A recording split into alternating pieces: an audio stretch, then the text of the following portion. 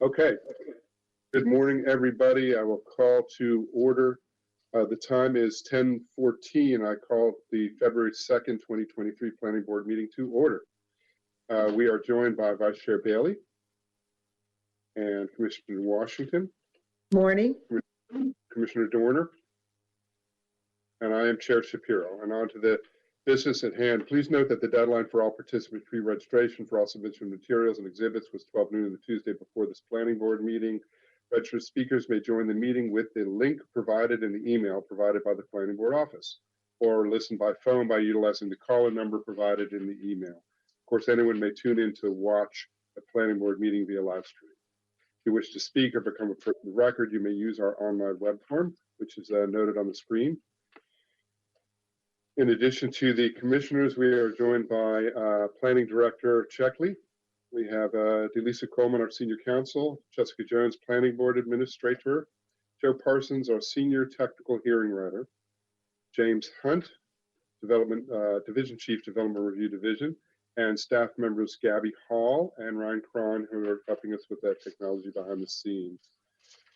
Under commissioners' items, I have a couple, one bit of difficult news to bring up, and a few other items as well. But I'd like to take a moment of silence, commissioners, in recognition of members within our commission family who have experienced the loss of loved ones since our last meeting on January 26th. We have Michelle Hughes, who's the Planning Information Review Supervisor in the Development Review Division of the Planning Department. She's has lost her mother. And Kenneth Flanagan, Senior Planning Technician, is also in the Development Review Division. He also lost his mother, and Kenny's been faithfully navigating his presentation slides and helping out in all sorts of ways during planning board meetings. And finally, and difficult news to note is that one of our commissioners, Commissioner Giraldo, who's not with us today, also lost his mother over the weekend. So it's been a difficult few days for the commission family, and I would ask us for a moment of silence while we provide support, thoughts, and prayers for our colleagues.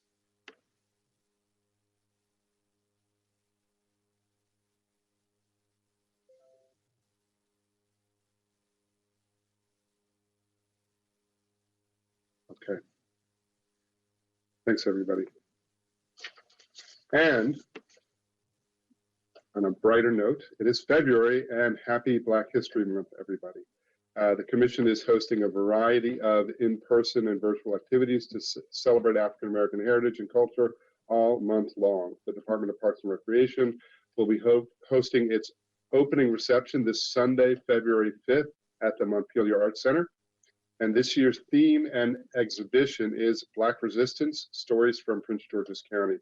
It is going to be an exciting month with lots and lots of activities and events, and I'm excited to be a part of it as well. Please visit blackhistory.pgparks.com, all spelled out, blackhistory.pgparks.com, view a digital brochure and a list of upcoming events. Commissioners, anything else, any other announcements or anything you want to add about these items or any other items before we get on with the rest of our business? Okay, thanks everybody. So next item on the agenda, our first, yes. We have item 2 on our agenda. I'd look for a motion to approve the draft minutes of January 26, 2022. Move approval, Mr. Chairman. Thank you. We've got a motion and a second to approve the minutes of January 26, 2022. Any discussion on the motion? Seeing none, I'll call the roll. Commissioner Washington. Vote aye. Commissioner Dorner. Vote aye. Vice Chair Bailey. Vote aye. I vote aye as well. The ayes have it, 4-0. Next, we have our consent agenda items, items 4A, 4D. Is there anyone here who wishes to oppose the staff's recommendations on items 4A and D? Is there any board member who wishes to discuss any of these items separately? Seeing none, I'll look for a motion. Motion to approve items on the consent agenda 4A and 4D in accordance with the recommendation of staff. Second.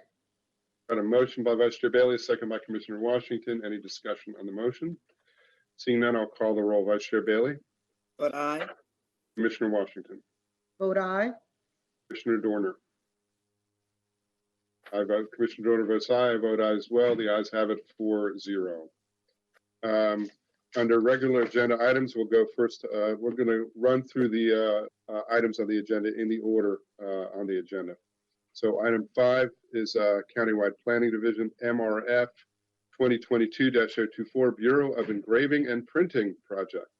This is an exciting new opportunity for the county. I believe there are no issues or no opposition, but I would like staff to provide an overview of this development, and I think the applicant's going to provide a brief presentation as well, just so we have the flavor of everything that's going on, Commissioner. So let me turn to staff first.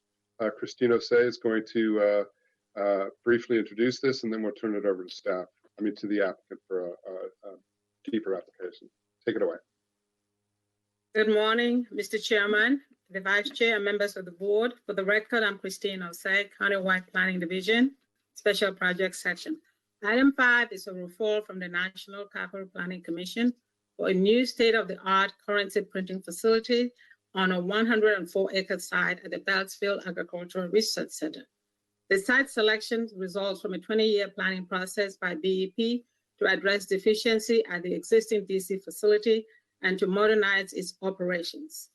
The new facility is approximately 920,000 square foot and about 40 to 50 feet high, with a series of security access control at Outer Mill Road entrance. Other features include 2 parking lots containing 815 parking spaces, a visitor center, access control points for vehicles. BEP has 1,286 employees. About 60% of those employees reside in Maryland and 45% in Prince George's County. Mr. Chairman, I have reduced my slides to make sure I make time for the applicant to present the transportation improvements that were identified in the 2020 study. And so I will just go over a few things to say what I received from the applicant that is in your backup.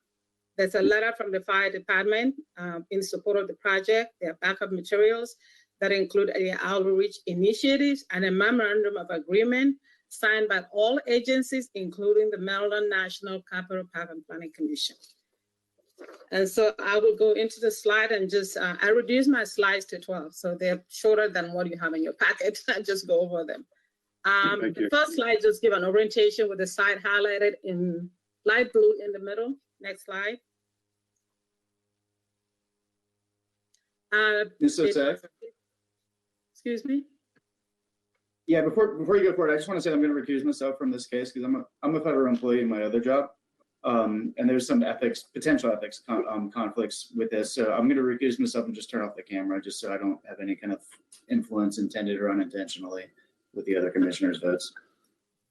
And thank you, Commissioner Dorner, for taking this action with an abundance of caution, and no objection to you doing it. Okay, can I continue? Yes, please. Okay, the slide before you is the master plan transportation right of way. The site is bounded to the north by Odell Road, which is a primary road, to the south at the green, which is Powder Mill Road, a collector road. Next slide. The site has sustainable features, including an acre roof on the building roof itself. Next slide. This is the facade that shows an exterior entry point to see how the building is looking from at the entry access point at the main gate. Next slide.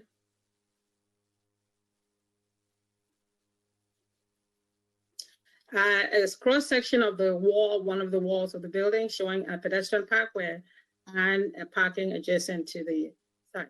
Next slide.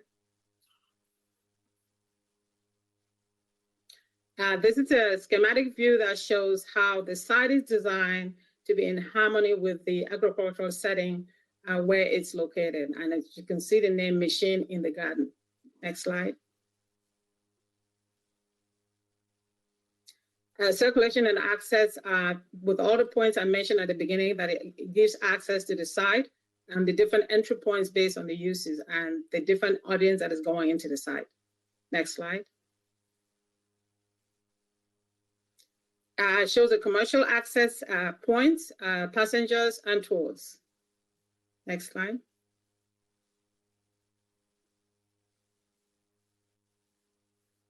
Again, the slide shows the entry point I mentioned at the beginning and also the access gates that are portrayed on the slide on the left. Next slide.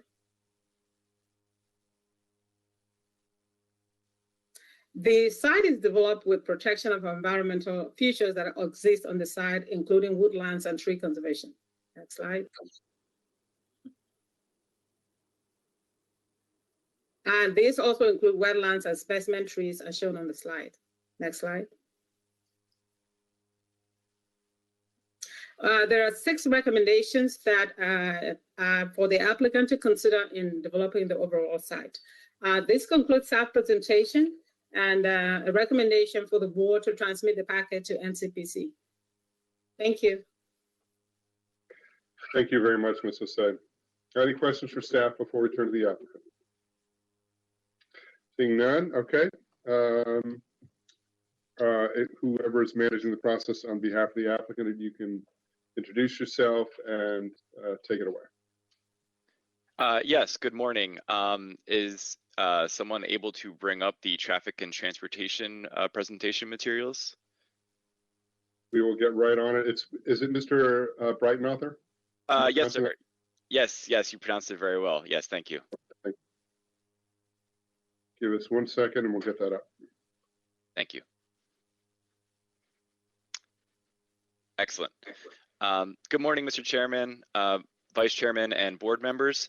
Thank you for allowing me the opportunity to present to you today on behalf of the Bureau of Engraving and Printing. My name is Matt Breitenauer, and I am a design manager with the U.S. Army Corps of Engineers. I'm going to give you an overview of the traffic and transportation aspects of this BEP facility.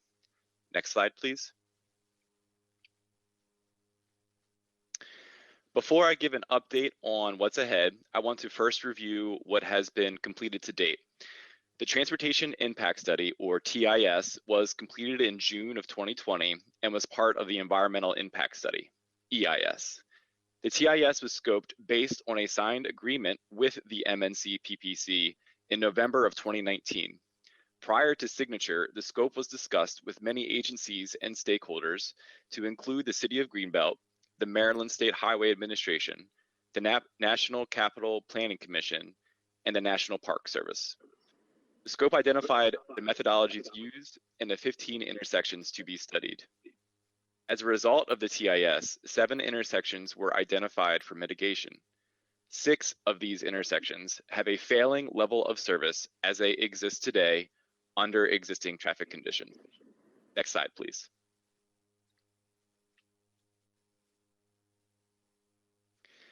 The failing level of service intersections include the Maryland 201 intersections at Sunnyside Avenue, Beaver Dam Road, and Powder Mill Road, as well as the Powder Mill Road intersections by the Baltimore-Washington Parkway, to include Springfield Road and the southbound and northbound ramps to get onto the parkway. Lastly, intersection number 10 was identified as the proposed BEP facility access road on Powder Mill that will require mitigation. The TIS also shows planning level concepts of the mitigation strategies for all of these intersections. Next slide, please. In an effort to meet National Capital Planning Commission guidelines, we have also completed a draft Transportation Management Plan, or TMP, as part of our preliminary review submission. In this draft TMP, we have identified 4 transportation demand management strategies to include expanded telework, increased carpool and van pools, the implementation of direct local shuttle bus services, and by supporting bicycle infrastructure. Through the implementation of these strategies, we are estimating a reduction of 370 single occupancy vehicles traveling to the BEP facility per day, compared to the estimated numbers in the previously completed TIS. Next slide, please. For clarity, the proposed intersection on Powder Mill Road that will serve as the BEP facility access road intersection number 10, is part of the main facility construction. This is to ensure that the facility will be complete, usable, and safe. The other intersections are considered off-site roadway improvements. These off-site roadway improvements will be covered under an active supplemental environmental assessment, or EA, which currently has an estimated public review scheduled this fall. We are anticipating that this EA will be complete prior to January of 2024. I would also like to mention that Treasury was granted the authority to fund these off-site roadway improvements under the 2023 Consolidated Appropriations Act. Next slide, please.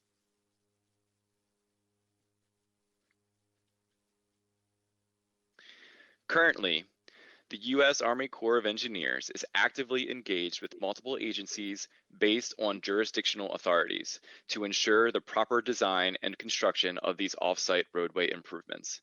These agencies include the Federal Highway Administration, the National Park Service, the U.S. Department of Agriculture, and the Maryland State Highway Administration.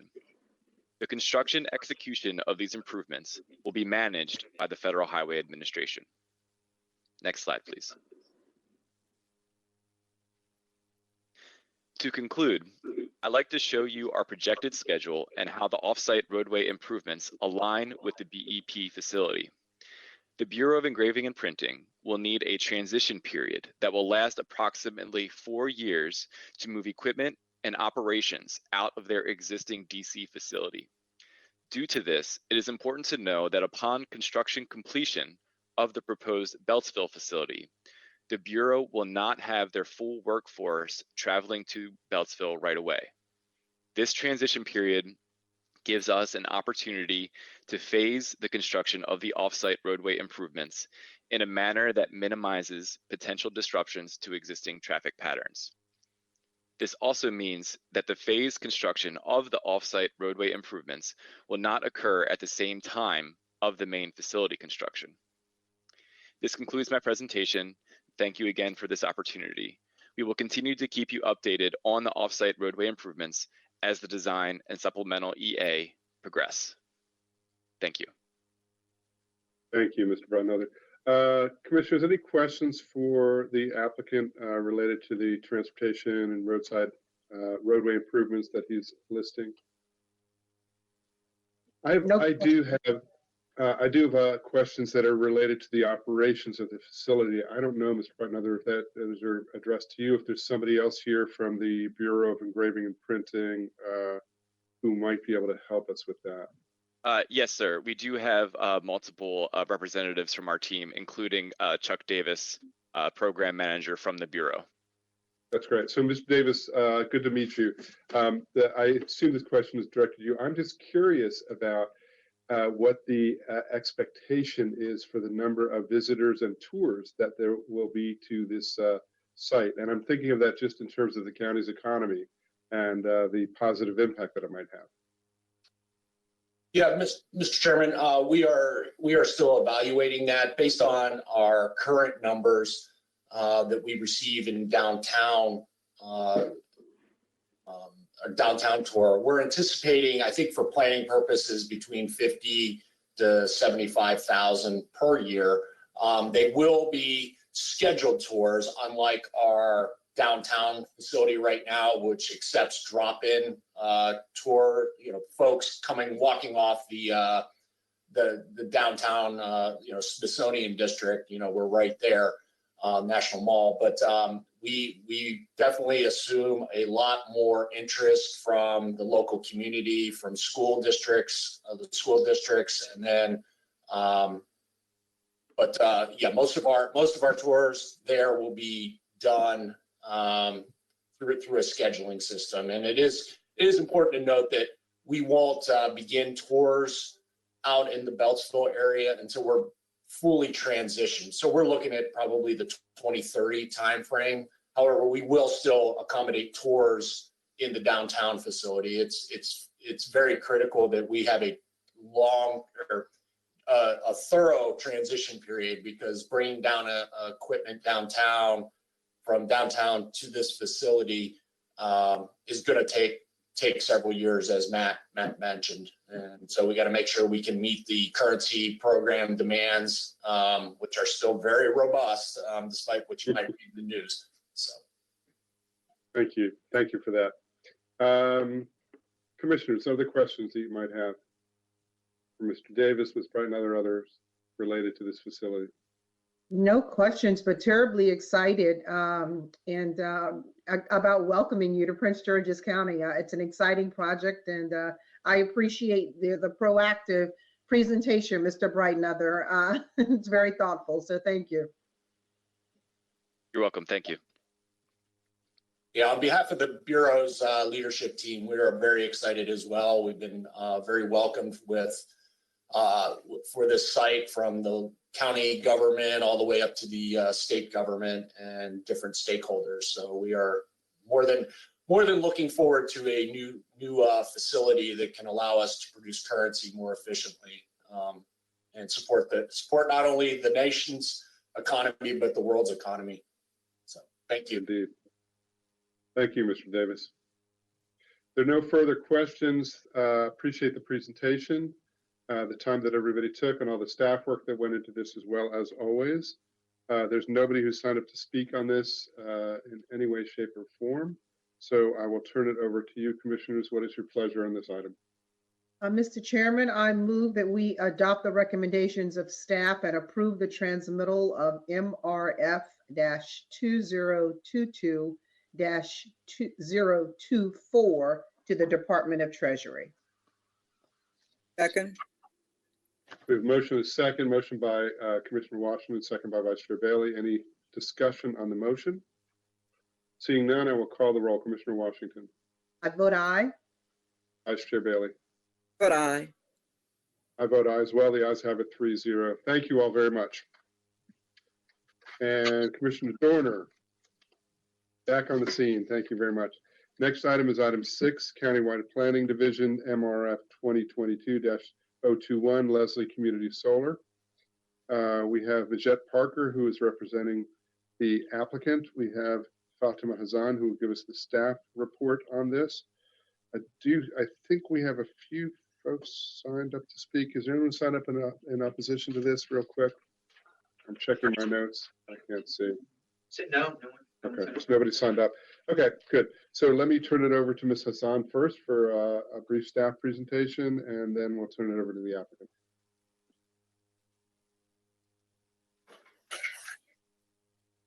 Mr. Hunch, do you have Ms. Hassan? We have Mr. Bobby Ray on. We have Mr. Bobby Ray on. That'll do. Mr. Ray. All right. Thank you. Good morning, Mr. Chair and members of the board. For the record, I'm Bobby Ray, supervisor for the special project section. Item 6 is a mandatory referral application. It's for a proposed community solar facility to be located at 1403 Owens Road in Oxon Hill. All of the information regarding the mandatory referral has been stated in the staff report. Staff is recommending approval. The applicant agrees with the recommendations as presented in the report. And with that, I would conclude staff's presentation. Thank you, Mr. Ray. Questions for staff before we turn to the applicant? Seeing none, Mr. Parker, good to see you. Take it away. Good morning, Mr. Chairman and members of the Planning Board. For the record, my name is Majette Parker of the Law Office of Majette S. Parker, PA, with office in Camp Spring, Maryland. Here on behalf of the applicant, and we have the others that are signed up are members of our development team. Specifically, we have Mr. Dan Lee and Mr. Joseph Anderful. They are the principals at Light Post Energy, the developers of Leslie Community Solar, the subject of this mandatory referral application. Also, we have Sally Stewart and Andrew Funch of Charles P. Johnson and Associates. They may have, I think they've all signed in, only need to speak if there are questions of the applicant. Otherwise, I'm going to take off and lead the discussion. As staff, Bobby Ray has already mentioned, we are in complete agreement with the staff report and recommendations. This is a very small solar farm. And the applicant is looking forward to moving as quickly as possible, get this to deliver to the public, to provide clean and efficient energy into the grid and provide discounts. I just want to echo one concern that we do have, and we're in complete agreement with the staff recommendations. But with regard to condition number 4, if we can put that slide up with the staff recommendations, we just want to make sure we're clear that we will apply high pollinator value seeds on areas where we disturb. But we're not going to rip up existing herbaceous cover unnecessarily to just replant with pollinator. We're trying to do this effectively and efficiently. And that recommendation number 4 does allow for it, because it says this applicant should use herbaceous cover mix with high pollinator value. And so we're going to do that, but only in areas where we disturb. Other than that, we're in complete agreement with the staff recommendation. And actually, that's in agreement with the staff recommendation of approval. And we ask your favorable action on this mandatory referral 2022-021. Thank you. Thank you, Mr. Parker. Commissioners, questions for Mr. Parker or the other members of the applicant's team? Just for background for Mr. Parker, and you can convey this with your client later. Yeah, I think that's fine on number 4 in terms of the understanding. When we made these guidelines a couple of years ago, and we're looking at different ways to encourage solar and different siting of it and criteria of kind of like what we prefer versus not prefer in terms of like rankings of like sites. One of the things that we wanted to encourage was dual use. And what we haven't seen in the counties, we haven't seen dual use from an agriculture perspective of like livestock. So you can see that I'm from my undergrad has a program down in South Carolina that has like goats and sheep and different things that go underneath them. But we haven't seen enough of the solar panels that are high enough to actually have that kind of in our county particularly. And if we don't have livestock kind of grazing around there and having dual use of the agricultural land, the other alternative was pollinator plants for all the different kinds of species of insects and butterflies and different things and bees that would be around in the county. Because what we don't want to have is we don't want to just see a transition of our agricultural land and our rural kind of communities straight to solar without maintaining some sort of a form of agricultural or kind of green aspects of what they used to have. And that's kind of the impetus of the herbaceous plant coverage and pollinators in those areas. And we're not looking for you to like blanket the whole site or property with those kinds of plantings.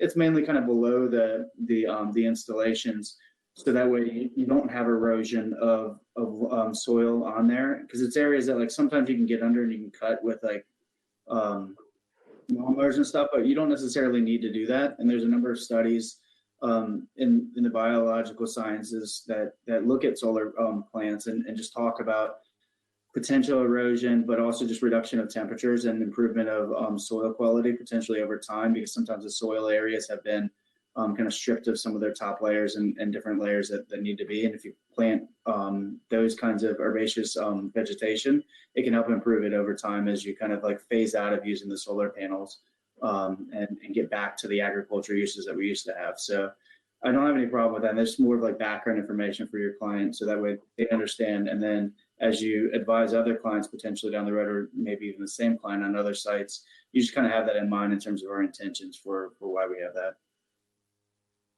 Understood, and we appreciate that additional information. Thank you. Very good, Commissioner. I appreciate it as well.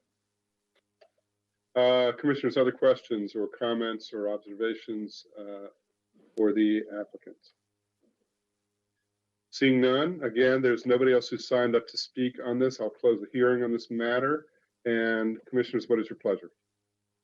Mr. Chairman, I move that we adopt the recommendations of staff and approve the transmittal of MRF-2022-021 to Leslie Community Solar in care of Mr. Joseph Anderful.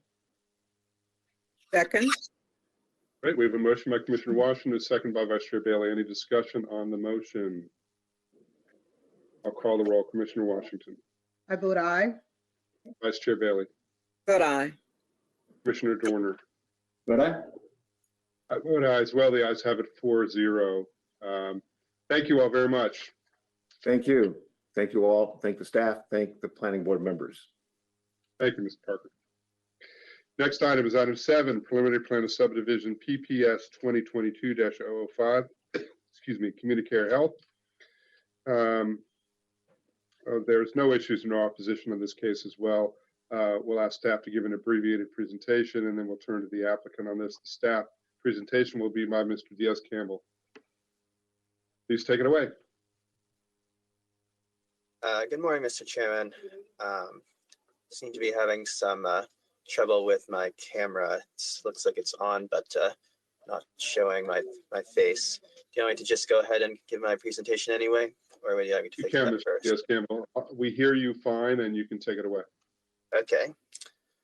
All right, so good morning, Mr. Chairman and members of the board. For the record, I am Eddie Diaz-Campbell, planner 2 of the subdivision section.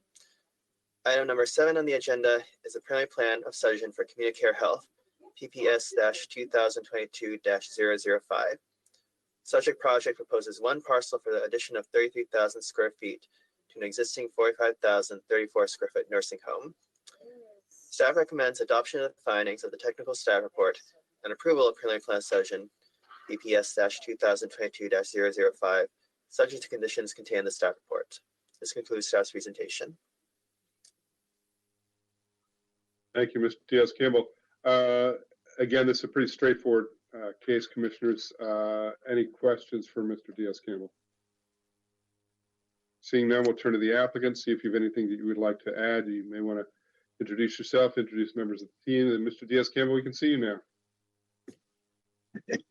Good morning, Mr. Chairman. Charles R. Shaler with Baker Donaldson on behalf of Communicare Health Services.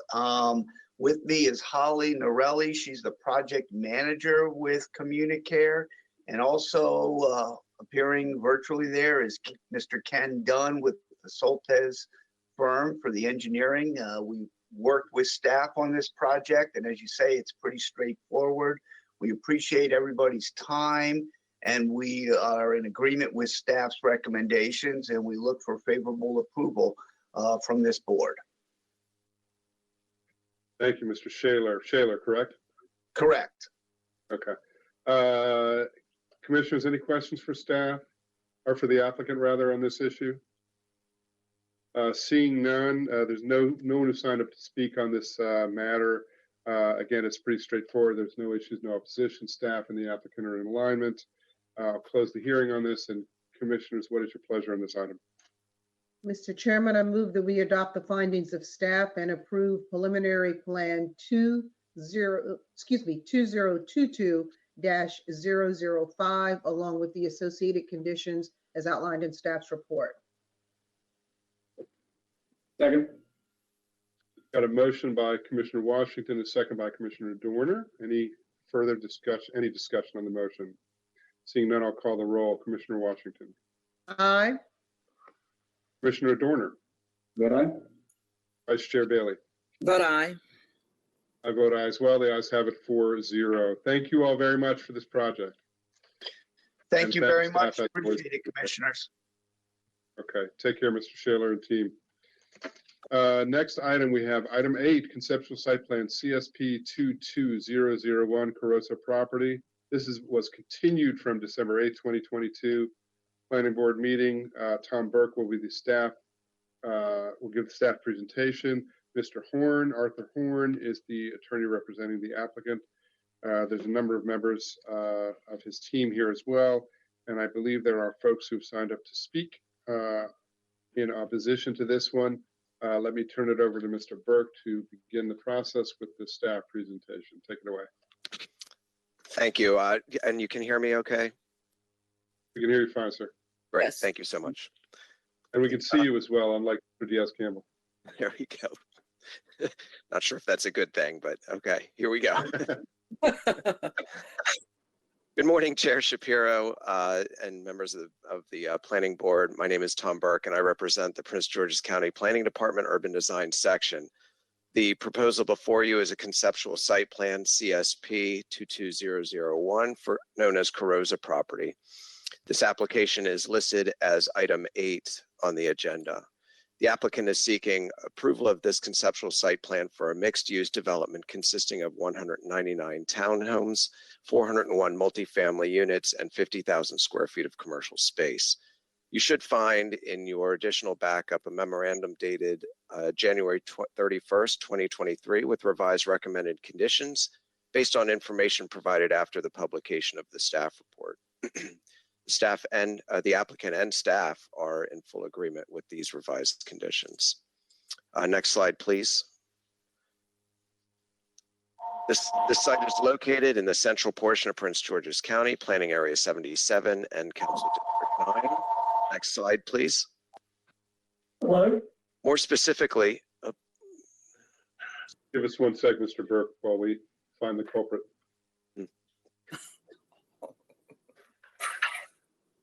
we're okay. Yeah, we're okay. All right. More specifically, the site is located in the southwest quadrant of the intersection of Pennsylvania Avenue and Woodyard Road and on the north side of Marlboro Pike. This 59.93 acre parcel is located in Upper Marlboro, south of the Westphalia community, which can be seen in the upper section of this slide. Next slide, please.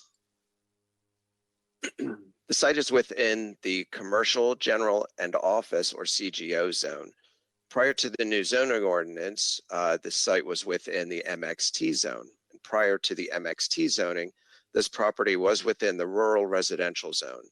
On October 31st, 2019, a recommendation of disapproval to change the zoning to MXT was presented to the Planning Board by staff and supported. The District Council, however, approved the rezoning to MXT.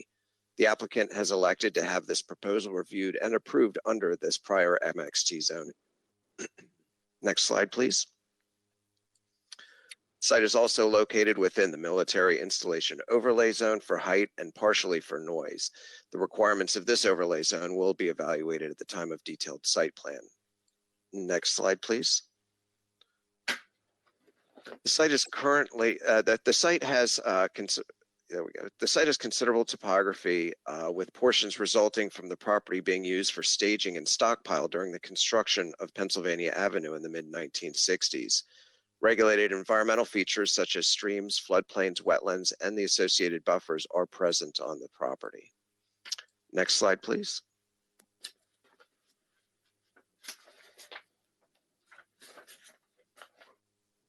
This slide illustrates the master plan rights of way, including the realignment of Marlboro Pike shown in green, which has already been constructed. Next slide, please. And that realignment can be seen here towards the bottom right of this slide as it goes through the community shown there. This aerial photo illustrates the pre-development conditions of the parcel, showing the site as being fully wooded. Next slide, please. The CSP identifies 3 distinct pods divided along the site's length, with the commercial use on the east side represented here in yellow, the multifamily buildings in the center represented here in brown, and the townhouse units on the west side represented in pink. Next slide, please. Each pod will have direct access from an internal road that runs through the middle of the site's length, with the exception of a section of townhouses on the western side of the property. Due to environmental constraints, this townhouse pod will only have vehicular access to Woodyard Road and an internal trail connection to the eastern section of the property, as can be seen with the irregular line towards the top left of this slide. The development will have a total of 4 access points from Woodyard Road. Next slide, please. As mentioned earlier, the site contains streams, floodplain, and wetlands, and also contains specimen trees. The applicant has presented a plan that preserves and/or restores these features to the fullest extent possible. However, there are impacts proposed with this application for both the wetlands and specimen trees.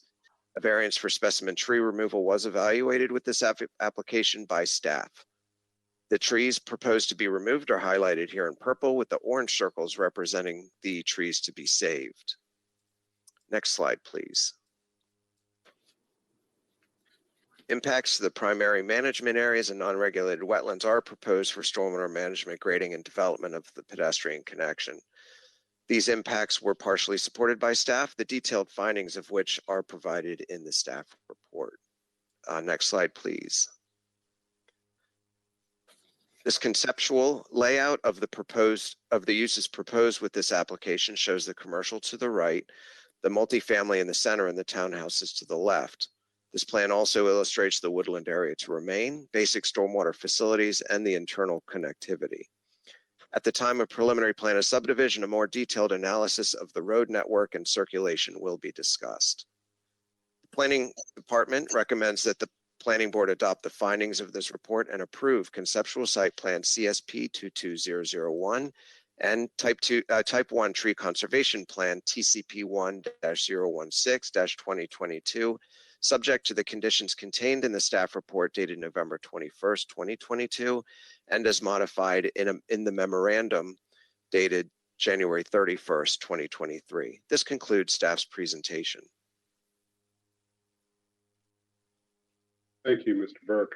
Commissioners, are there questions for staff, Mr. Burke, other staff members related to this conceptual site plan application? Okay, thank you, Mr. Burke. Let us turn to the applicant. Arthur Horn is representing the applicant. If you could introduce yourself and introduce the relevant members of the team, and the floor is yours.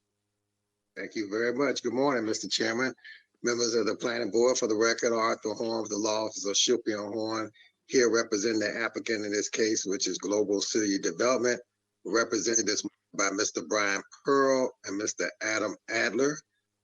We have with us the civil engineers from the Charles P. Johnson Company, CPJ, represented by Mr. Phil Hughes and Miss Amy Summer.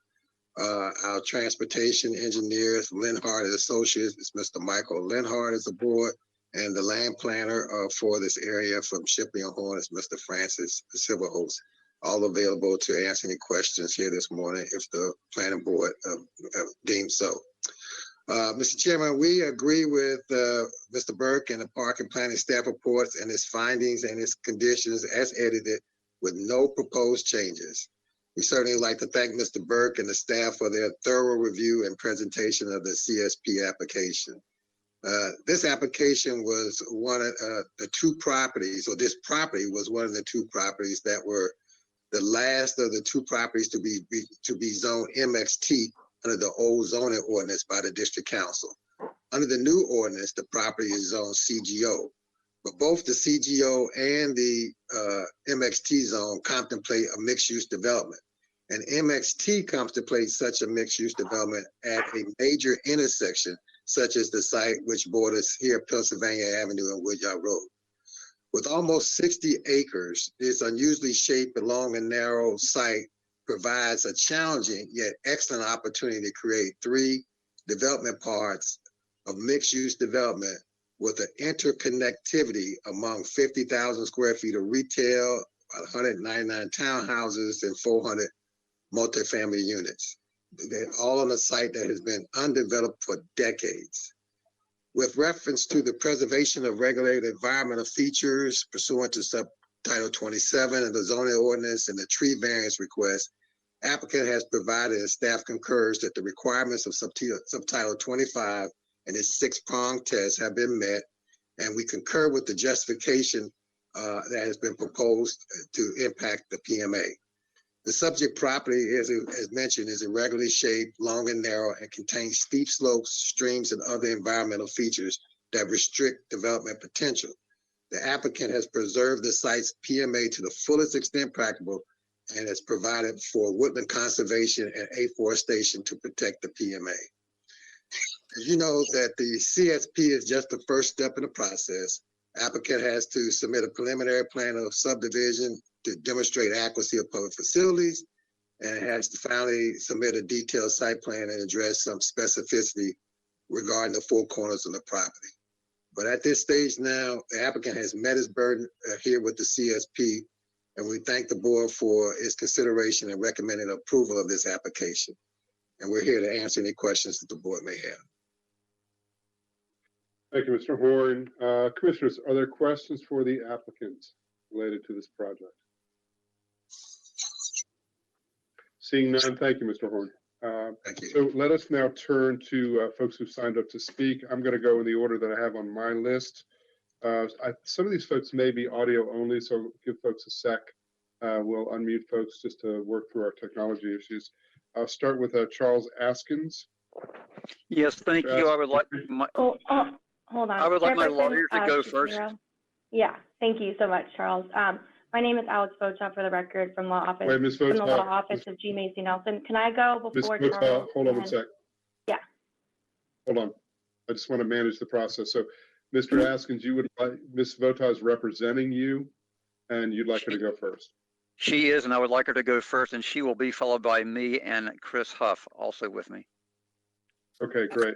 So I will start with Ms. Votaw, and if you could introduce yourself, name and address for the record, and also who you are representing, and the floor is yours, and you will have 3 minutes to speak. Take it away. Respectfully, Mr. Chairman, I'm requesting longer since I'm representing multiple people. We've done this several times, and I'm requesting approximately 30 minutes to present my case against this application. That's in line with other determinations you've made in other cases where you've allowed me that time to give a fulsome representation of the opposition to this type of application. Would that be possible here? I certainly can give you more time. What we typically do is give the opposition about the same amount of time as the applicant. The applicant took very little time on this one. Let me give you a little bit more time. I don't want to give you the full 30 minutes. I'm sure you can focus on what you need to focus on that's related to the CSP. And why don't you take 15 minutes, okay? Okay, and will my client still have 1 or 2 minutes afterwards to say a couple of statements? Any of the individuals will have 3 minutes to speak because they're signed up as individuals, and that's what we grant everybody. So not a problem. Wonderful. So Thank you so much, Chairman. And hold on, I'm going to get a clock up here so we track the time. Give us 1 sec for our technology to catch up with us. Absolutely. But we're good. I really appreciate your flexibility. No problems. So we'll put 15 minutes on the clock. And if you could go through the formal process of introducing yourself, and the time is yours. Absolutely. Thank you so much, Chairperson Shapiro and members of the board. For the record, my name is Alex Vocha from the law office of G. Macy Nelson. And as my client, Charles Askin, indicated, I'm representing him and Christine Huff, who both oppose this application. If it's all right, they'll give you their address and how close they are to this property when they present. They're also persons of record, so it's listed there as well. So to begin, what is before the planning board today is essentially an application for development at a size and scale that the planning board has already determined is inappropriate at this property.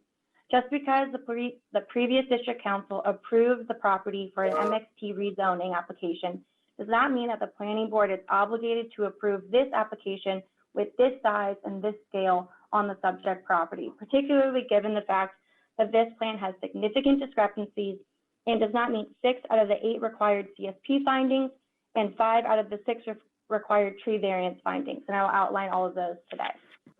To begin, one of the most glaring deficiencies with this application is that the MXT zone imposes a limitation for density to a FAR of 4.0. This application proposes a FAR of 4.17. Right off the bat, this is a clear indication that this application is not sufficient and does not meet the required findings and the applicable regulations in this zone. Another major issue is that the subject property is within sewer category 5. In a memorandum dated, I believe, September 14th, 2022, DPI indicated that in order to accommodate all of the uses proposed with this extremely high density development, the applicant would be required to obtain a sewer category change from a category 5 to a category 4. In that memorandum, and that's on backup page 66, DPI stated, and I quote, "This property cannot be reviewed for approval of a CSP until it has been approved for the appropriate category change."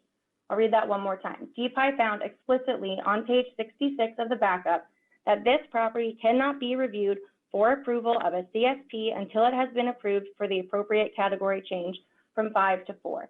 This application and this property has not been approved for such a category change. Moving on to the required findings for a CSP application, specifically in the MXT zone. Those are found in section 27.546D. This plan does not meet Section 27546E3 because it requires an outward orientation. On staff report page 12, staff indicated that it does not have an outward orientation and instead only has a partial outward orientation. Section D4 requires that the uses proposed be compatible and blend with adjacent uses. The planning board and technical staff have already evaluated an MXT mixed-use development with this density at the subject property for this specific criteria. And I'll quote what the planning board and staff found previously. They stated, at this location, mixed-use development, either horizontal or vertical. Ms. Foto, interrupt you for a second. I just want to take knowledge. I thought you were on like a conference call or something.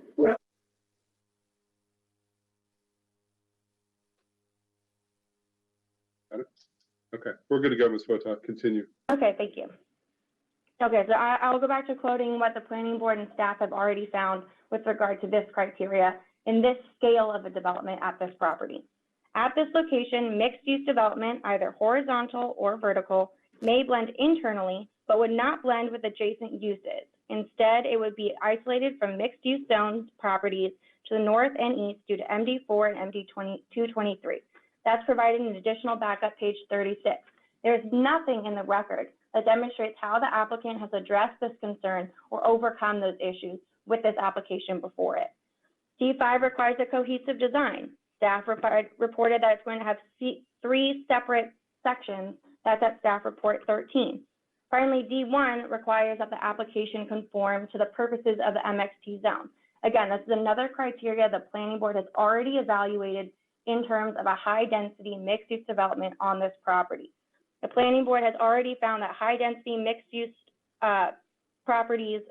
mixed-use development would direct mixed-use high-density development away from regional transit centers, local centers, and employment areas, and thus would not promote the orderly development, which is the first purpose of the MXT zone.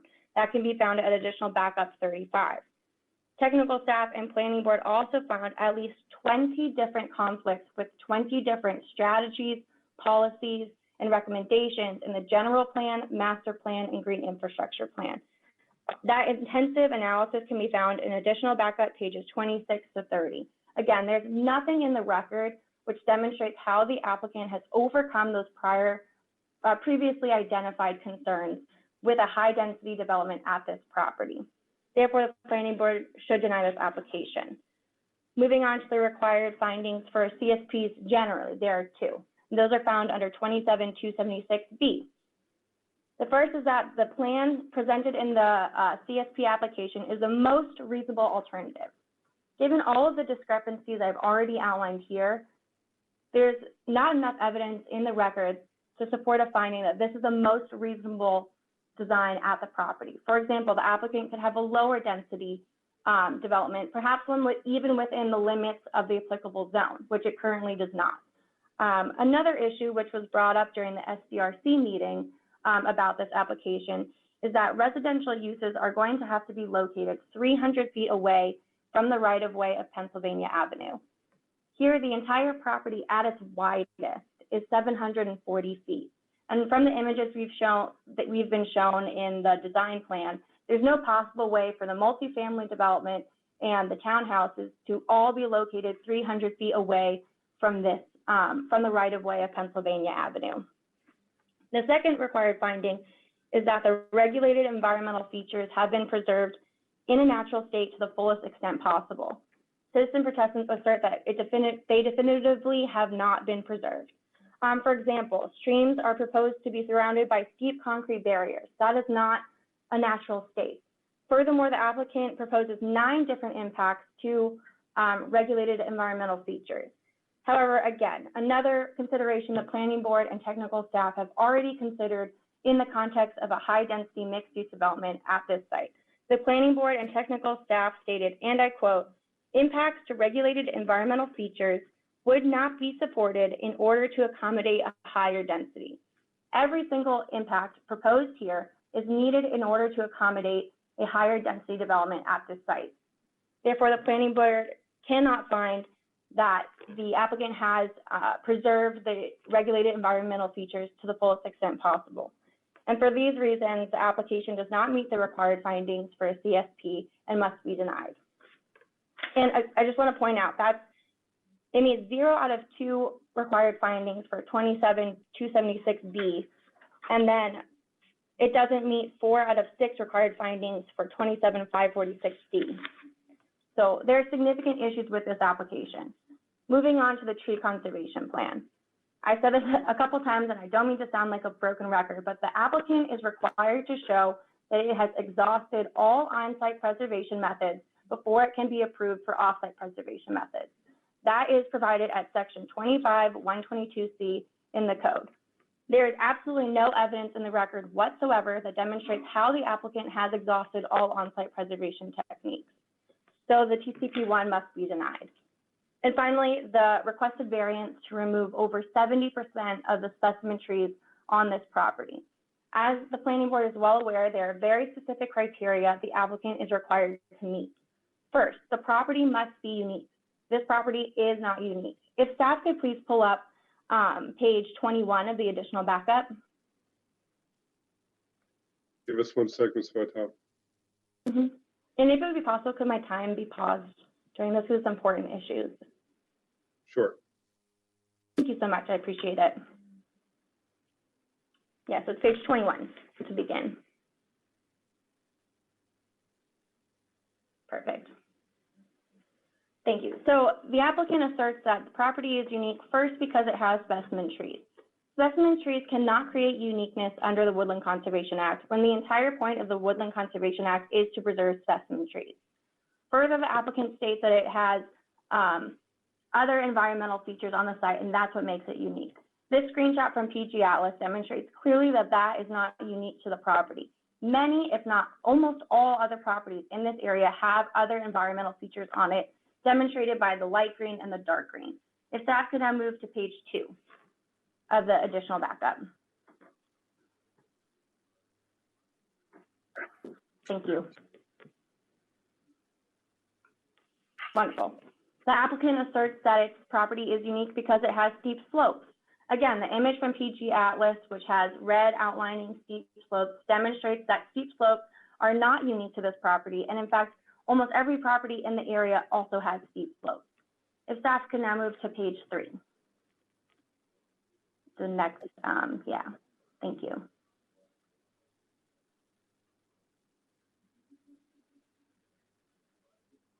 Wonderful. Finally, the applicant states that it is unique because it has wetlands and also stream centers in the property.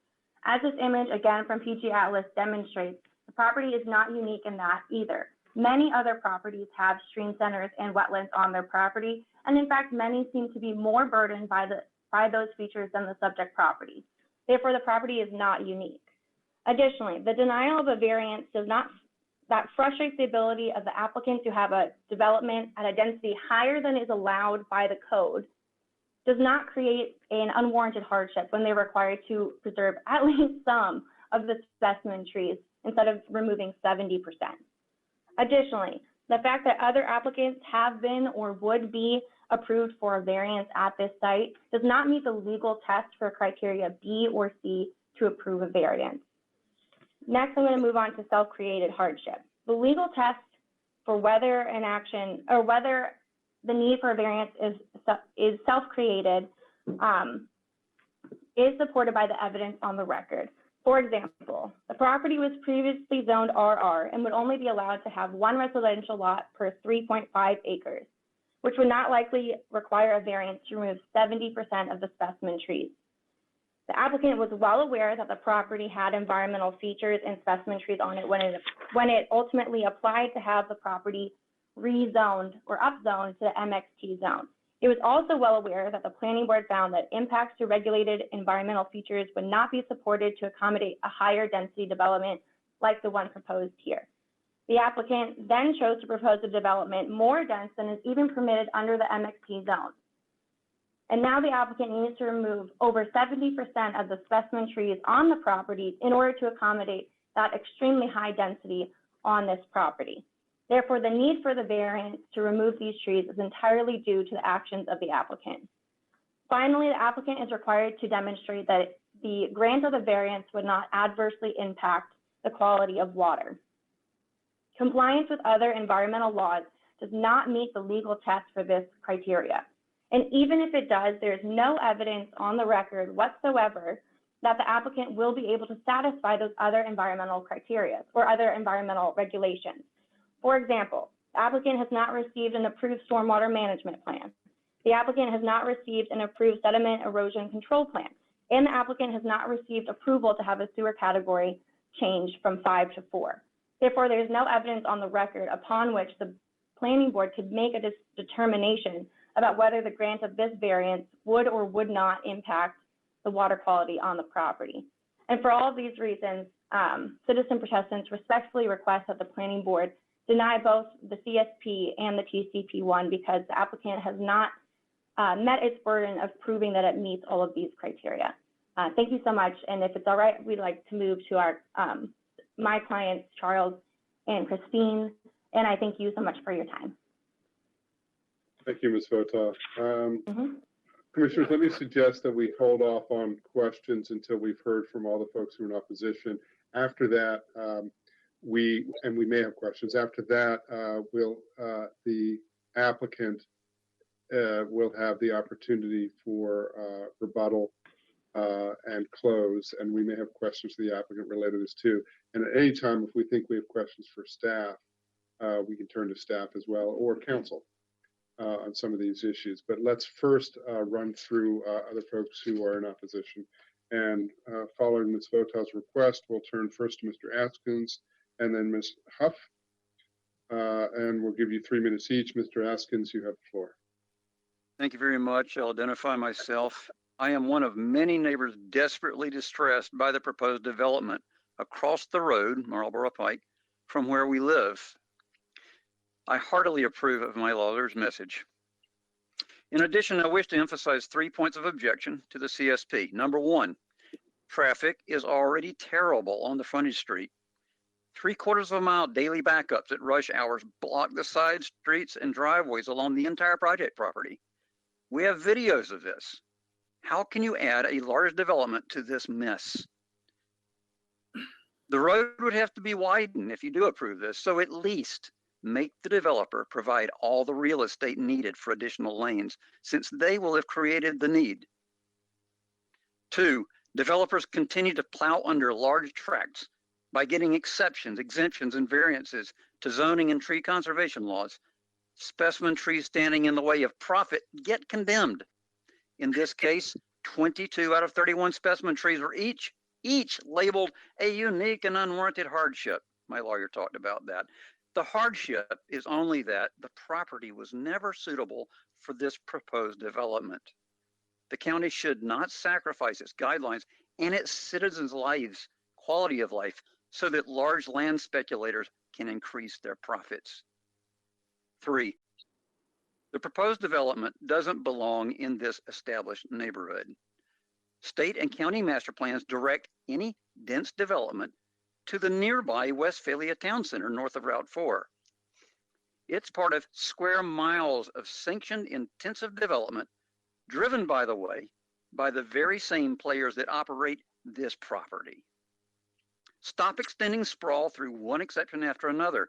Preserve the established flavor of the neighborhoods where we live and pay taxes. Individuals and groups from the 4 adjacent housing communities and along Marlboro Pike are angered, incredulous, and disgusted that non-resident entities have once again driven county authorities to act against the interest of residents. Ask the residents if they want the rules changed so that high-density housing and businesses crash into our rural residential neighborhood. We have asked each other, and we oppose it, so far without exception. The future envisioned by this conceptual site plan is what we oppose. Thank you for your time. Thank you, Mr. Askins. Ms. Huff?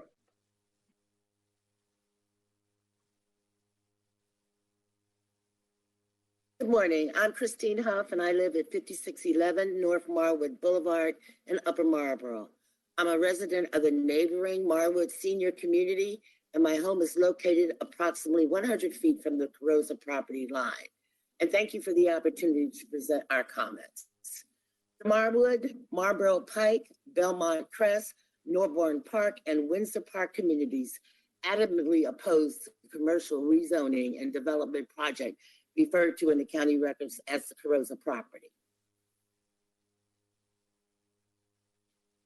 The initial proposal for the 60-acre property was to develop and build a gasoline station with a convenience store, 2 hotels, 2 restaurant pads, a 30,000 square foot retail strip mall, and a 60,000 square foot office building, 199 townhomes, and a 285-seat church, along with adequate parking accommodations for all of the proposed entities. Current plans for housing are for the original 199 townhomes with the addition of a 400-unit apartment building, and also what appears to be intentionally vague references to the amount and type of commercialization currently planned for at this location.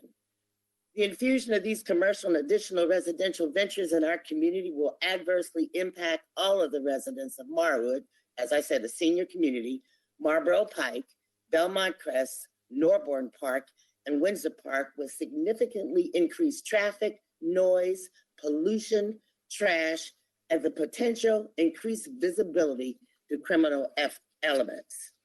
Traffic, as Charles said, is presently so congested on Marlboro Pike during rush hours that we can barely enter or exit our developments without significant delays.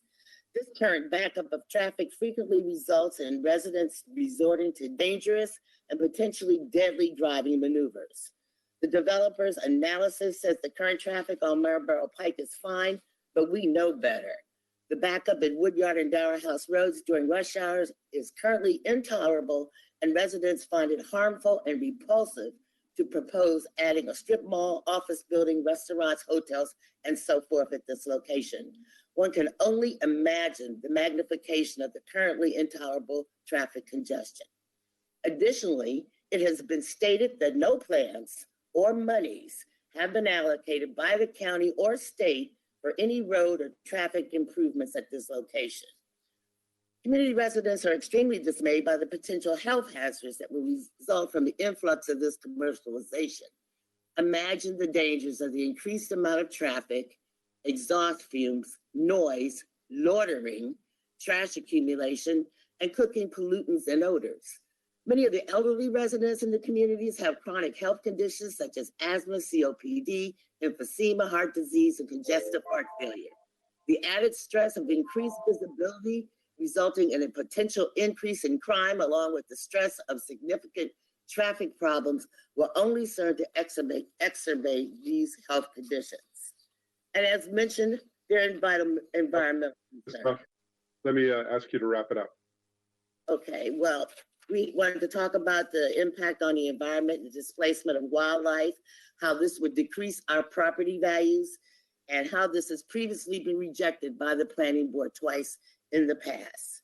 And so for all of those reasons, these communities of Marwood, Marlboro Pike, Belmont Crest, Norborn Park, and Windsor Park want to go on record as formally opposing this dangerous, degrading, and challenging influx of commercial establishments into our immediate community.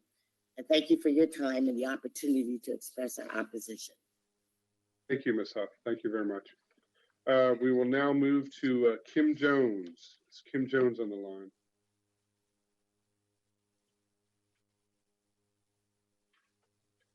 We'll hold Kim Jones and give that person another shot. Rosalind Rollins. Rosalind Rollins. Ms. Rollins, are you on the line? Rosalind Rollins, can you hear me? We can hear you, ma'am. You Good morning. take it away. You have 3 minutes and the floor is yours. Okay, before we start the timer, would it be possible to pull up the map, the illustrative plan on page 5 of the staff members' documentation? So indication of where I live and how this is impacting myself and my neighbors. Sure, I'll be happy to allow that. Thank you. Staff is asking for clarification about exactly what you want pulled up. The illustrative plan, the map on page 5, so that I can point out where my house is located and relative to the All right, give us 1 sec. I think we're working it out. Is this what you're looking at? No, it's this the map that illustrates the three sections with the houses and the commercial entities. And you can see a clear picture of Marlboro Pike that goes to Woodyard Road, and then my street, Marlboro Pike, that extends into my neighborhood.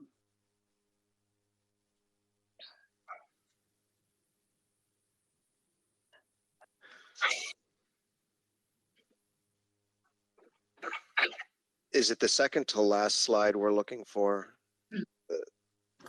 It is the picture on page 5. This one here? Yes. Okay, so my name is, I'm ready to start. My name is Rosalind Rollins. I live on Marlboro Pike. Looking at this photograph, I believe it's the second proposed entrance of the proposed property. That is Marlboro Pike, my street, that is on the opposite side of Marlboro Pike. So Marlboro Pike is essentially a T shape. It goes down along the property all the way to Woodyard Road. And then there's a section of Marlboro Pike that extends down into my neighborhood. So during the staff member's presentation, he referred to Woodyard Road, but I think he meant to say Marlboro Pike. As a resident of this area, I would like to speak on the concerns regarding the traffic. I fully support all the statements of opposition that have been made previously, but would also like to add a perspective as someone who lives on Marlboro Pike. We are frustrated. We are very upset with this proposal because we have already been impacted negatively with the traffic. As people have previously said, the traffic backs up half a mile, 3/4 of a mile directly in front of my street. Therefore, if I'm trying to get out of my neighborhood during certain times of day, my entrance to leave is blocked. So this proposal, as you can see in the figure, is proposing an entrance to the high density property proposal directly across from my entrance, which is already blocked through during certain portions of the day. Therefore, it has clearly been established that the traffic in this area is unmanageable, it's intolerable, and it's impacting us negatively. And this proposed project would further add to that. We are already suffering from the development that is on Woodyard Road that is now on the news, where people are almost engaged in accidents by that developer and that traffic way. And that is just seems like an indication of what will come of this proposed project. So my request is that the planning board denies this particular project based on the impact of the traffic, the concerns of the congestion that we already have. And it seems like this project will only make it worse. So I would like to know if the applicant has any comments with regards to how the project would mitigate the existing traffic concerns, or how it will this area be better by their improvements. Also, on one of the attachments to the agenda for this particular project, the conclusion section included something from the county health department comments, which listed, several comments regarding the impact to the environment that were not addressed. So we ask that is addressed as well. Thank you. Thank you, Ms. Rollins. I appreciate you taking the time. Last, we have Shirlita Adams. Ms. Adams, are you on the line? I don't hear or see Ms. Adams. Give her a second. And also Kim Jones. Kim Jones, are you there? Okay. If for whatever reason, before we get to, before rebuttal is concluded, if Ms. Jones or Shirlita Adams pop up, we'll give them the opportunity to speak. So commissioners, we've heard a number of folks who are in opposition. I don't think there's anyone else who signed up to speak in favor. So unless there's other folks who are signed up, I will turn it to the applicant for rebuttal and then close. But I do want commissioners to see if before we turn to the applicant and rebuttal, if you have any questions for the folks who have spoken up or responses folks who've spoken up in opposition. I'm sure Mr. Horn will have some things to say about that in his rebuttal. Commissioners? Yeah, I don't have any questions, but I think it would be helpful, especially based on the testimony from the citizens, for Mr. Horn and/or staff to, I think, make clear a number of the issues raised are not appropriate for the CSP stage of the process. So just helping them understand that. But that's all I had, Mr. Chairman. Thank you, and I concur, Commissioner Washington. I'm sure Mr. Horn will, but I want to make sure he's attentive to what is and isn't relevant to the CSP. One of the issues I do want to just flag, I think moving from category 5 to 4, that it's prior to the approval of the preliminary plan and not the CSP. So I just want to verify that whenever Mr. Horn or staff can talk about it. Correct. Yeah, I had that flagging that as well. I was assuming that the DPI representative just made a mistake with what they were saying, which isn't the end of the world, but we do want that clarified, as well as the FAR discrepancy that was mentioned as well, and finding what piece of that is either relevant or not relevant to what's before us. Okay, anything else that we want to hear from Mr. Horn? Mr. Horn, the floor is yours. This is rebuttal. And then you'll have an opportunity for close. Hello. And before we do that, Ms. Coleman, is there anything that you want to add at this point to help us manage the process? Unless we're on task. Hello. Mr. Chair, Delisa Coleman. Coleman, hold on one second. For the record. Hold on one second, Ms. Coleman.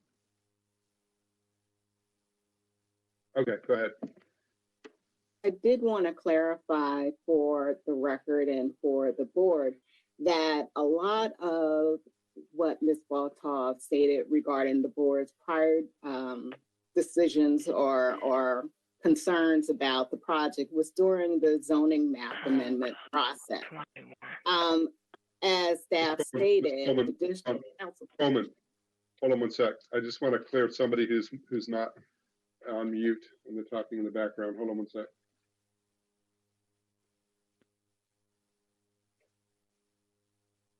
The callers.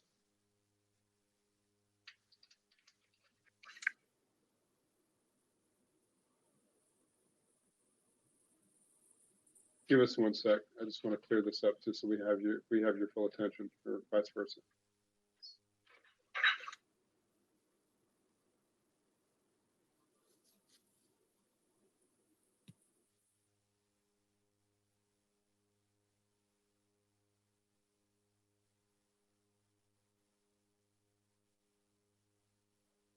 Okay, Ms. Coleman, we're good to go. Take it away.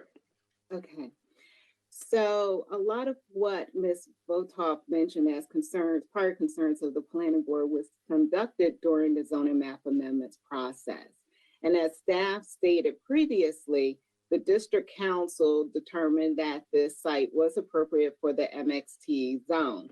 There are ways to challenge the district court's, the district council's decision. However, trying to do it through the planning board's evaluation of the CSP is inappropriate. The planning board's responsibility here is to review the CSP under the property's current zone, under the property zoning, which is MXT for this application. And then I did also want to point out some of the comments regarding the woodland conservation ordinance and the criteria based around it. Particularly the peculiar circumstances standard. So Ms. Baltov is really applying the zoning ordinance, the zoning variance standard, as opposed to the tree variance standard, which the woodland conservation ordinance clearly states the tree variance is not a zoning variance. And when you're looking at the special conditions of the property that makes it peculiar, you're looking at the location of the trees as it pertains to the development of the property and the other things that are on the particular property that would require the tree variances. So in light of all of that, And I'm sure that Mr. Horn will go over this in staff as well, but you want to know what is causing the development to be steered into a particular area. And case law supports also that as far as unwanted hardship is concerned, that it's a reasonable and significant use of the property. So just because the applicant is desiring to create or develop the property to the full extent of the MXC isn't a self-imposed hardship. And a reasonable unwarranted hardship is just the loss of a reasonable and significant use of the property. I just wanted to bring that to the board's attention. Very helpful, Ms. Coleman. Thank you. Commissioners, any questions for Ms. Coleman before we turn to Mr. Horn? Okay, thank you. Thank you, Ms. Coleman. Mr. Horn, floor is yours for rebuttal. And then we'll see if there's questions and you'll have the final word closed. You're on mute, Mr. Horn. Okay, there we go. Thank you so very much, Mr. Chairman. And I couldn't have stated better that Ms. Coleman did and that was mentioned here earlier. Those are the notes that I've taken, and I'm just going to try to respond to what I heard. And if there's any particular additional questions, between myself and the applicant's team, we hope to be able to respond to that to the board's satisfaction. First, again, I want to start off by saying, yes, Ms. Vota and her partner, Mr. Nelson, and Ms. Huff and Mr. Haskins, they were all part of the rezoning application. They were in opposition to that case. Ms. Vota refers to a lot of different backup material that was not related to the conceptual site plan, but related to the rezoning of the application. I think it's important to note that not only did the district council find that the information was incorrect with reference to what staff had opined about the property originally, the zoning hearing examiner did. We had two different hearings with the zoning hearing examiner on this rezoning. And I think it's important also to point out that Ms. Vota points out to the PG Atlas, the overhead screen that she was showing, that information was determined by the hearing examiner to be inaccurate. The hearing examiner had experts come to the site, identify where the environmental features were and all, and that park and planning staff had made its recommendations based on information that was they had gotten from the screen, but in fact it was incorrect. And that was one of the main reasons why the zoning hearing examiner and the district council recommended that the property be rezoned to MXT. As mentioned, MXT is the zone that's appropriate for the intersections of major thoroughfares, and you can't get any more major than Pennsylvania Avenue and Woodyard Road. And as part of the application for the rezoning, the transportation numbers would have to be taken in consideration. A study was Mr. Horn? done. Yes. I'm going to interrupt you a quick sec. Nothing that you're doing, but we made a mistake, which is there's one other person who's registered to speak. Okay. In opposition. Since you're on rebuttal, I want to make sure that Mr. Smith has the opportunity to speak, and then you will have the opportunity for rebuttal just to follow our process and make sure it's Thank clean. Okay? So hold your thought. You may need to repeat some things, you may not. Okay. Hold on one sec.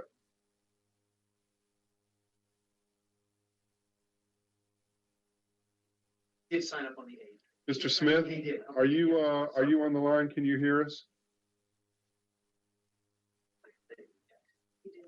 I'm looking for a Tim Smith. If you're speaking, you're on mute, Mr. Smith.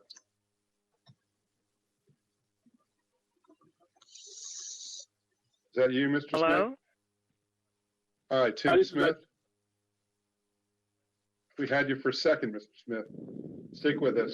We'll get you. Hello? Hello, is this Mr. Smith? No, that's somebody else. Mr. This is Smith. Shirlita Adams. I'm sorry. Okay, Ms. Adams, you're going to get an opportunity to speak too. I'm glad you checked in, okay? Thank you. Mr. Smith, Mr. Smith, you can hear us?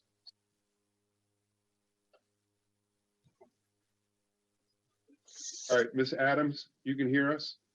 Yes. All right, Mr. Smith, hold. Ms. Adams, give you an opportunity to speak. You'll have 3 minutes. We'll put a clock up there just to help us manage the time. Okay. I have State some. your name and address for the record, and the floor is yours. Shirlita Adams. I reside in Marwood Senior Community, 9911 Goldenwood Court, directly across from the proposed site. And I have some comments notated here. I should be able to get through them inside of 3 minutes. But some of the things that folks already spoke about, I'm going to be reiterating those things. I'm here today to voice my concerns about the proposed conceptual site plan on steroids. That, by design, will develop the rural land that was rezoned for mixed use. This development will lead to several negative environmental factors, to name a few: air and noise pollution, due to the killing of the woodlands which filter, buffer, and are vital to the wildlife, wetlands, and the entire ecosystem. This overdevelopment harbors the potential for the increase in crime and unwanted visitors. Also, a tremendous increase in passenger and commercial vehicles, leading to unbearable traffic jams and a higher rate of accidents, all assessing an already overcrowded 2-lane road through the community. What's the plan to expand the roadways to accommodate the increase in traffic volume? Why are the entrances and exits of the proposed community directly across from the existing community? This is sure to create chaos, again leading to an increase in a higher rate of auto incidences and at worst possible casualties. We, the residents of the Marwood Senior Community, settled here in our later years of life for the peace and solitude of such a community. But now it seems we've become the victims of the corruption and greed that has taken a seat at the council table. We know that we have our county officials to thank for this overdevelopment. This plan will radically change our community with the construction of this massive development. Where are the council members that vowed to be community-centered and community-focused and above the developer's interests? Just what happened to the oath to make decisions in the public interest? And where's the concern for the surrounding community's quality of life and safety? I implore those in the position to make these life-changing decisions to take into consideration your constituents here today. I'm sure you would never approve of such a development at the doorsteps of your home. Thank you very much. Thank you very much for taking the time and speaking. Mr. Smith, I think you have just arrived again. Mr. Smith, are you there?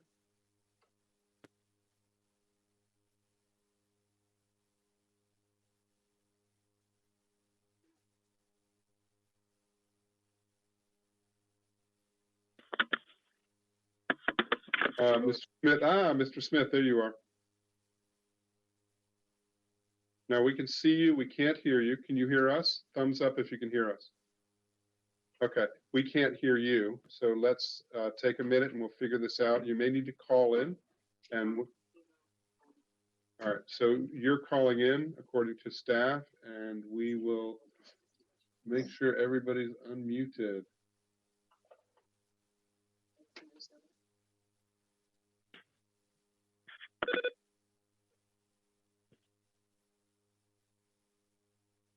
Give us another minute, Mr. Smith. Commissioners, apologies for all the delays. 3, 4, test 1, 2, 3, 4. There we go. All right. You got it? Okay. If you could introduce yourself, name and address for the Mr. record. Chairman, can you hear me? We can hear you fine. Can you hear us?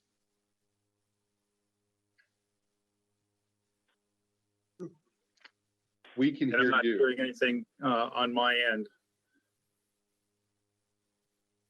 We can hear you, Mr. Smith. Yeah, can you hear me now? Yes, we can hear you. Can you hear me? Loud and clear. Okay, take it away. Floor is yours. You have 3 minutes. We'll put up a clock. And thanks for tracking us down on this, and apologies for any confusion, but glad we worked it out and you have the opportunity to speak. Thank you, Mr. Chairman. I appreciate your flexibility, and this is the world we live in, I guess, with technology. Mr. Chairman, Mr. Vice Chairman, and board members, thank you for the time. The previous speakers have said a lot of what I was going to say, so I'll just put a little different spin on it, if I may. You know, adding 600 more units, which is 1,200 to 1,500 people, maybe 600 to 1,200 more vehicles, to an area that's already got two neighborhoods directly across from that with 250 homes plus. Behind them are three more neighborhoods with another 450 homes. And then across Pennsylvania Avenue is Westphalia, which has thousands of homes.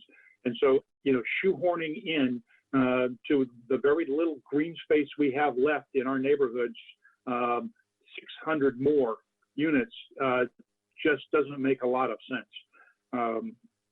We're looking at, I'm looking at this from two perspectives. One is some of the pre-coordination on this. We heard about some of the things internally that being looked at, but externally, I don't see anything how this is going to affect fire, EMS, the hospitals, our local schools. None of that is addressed. State Highway and Police had no comment, which doesn't really say anything whether they approve or disapprove or even looked at it in depth.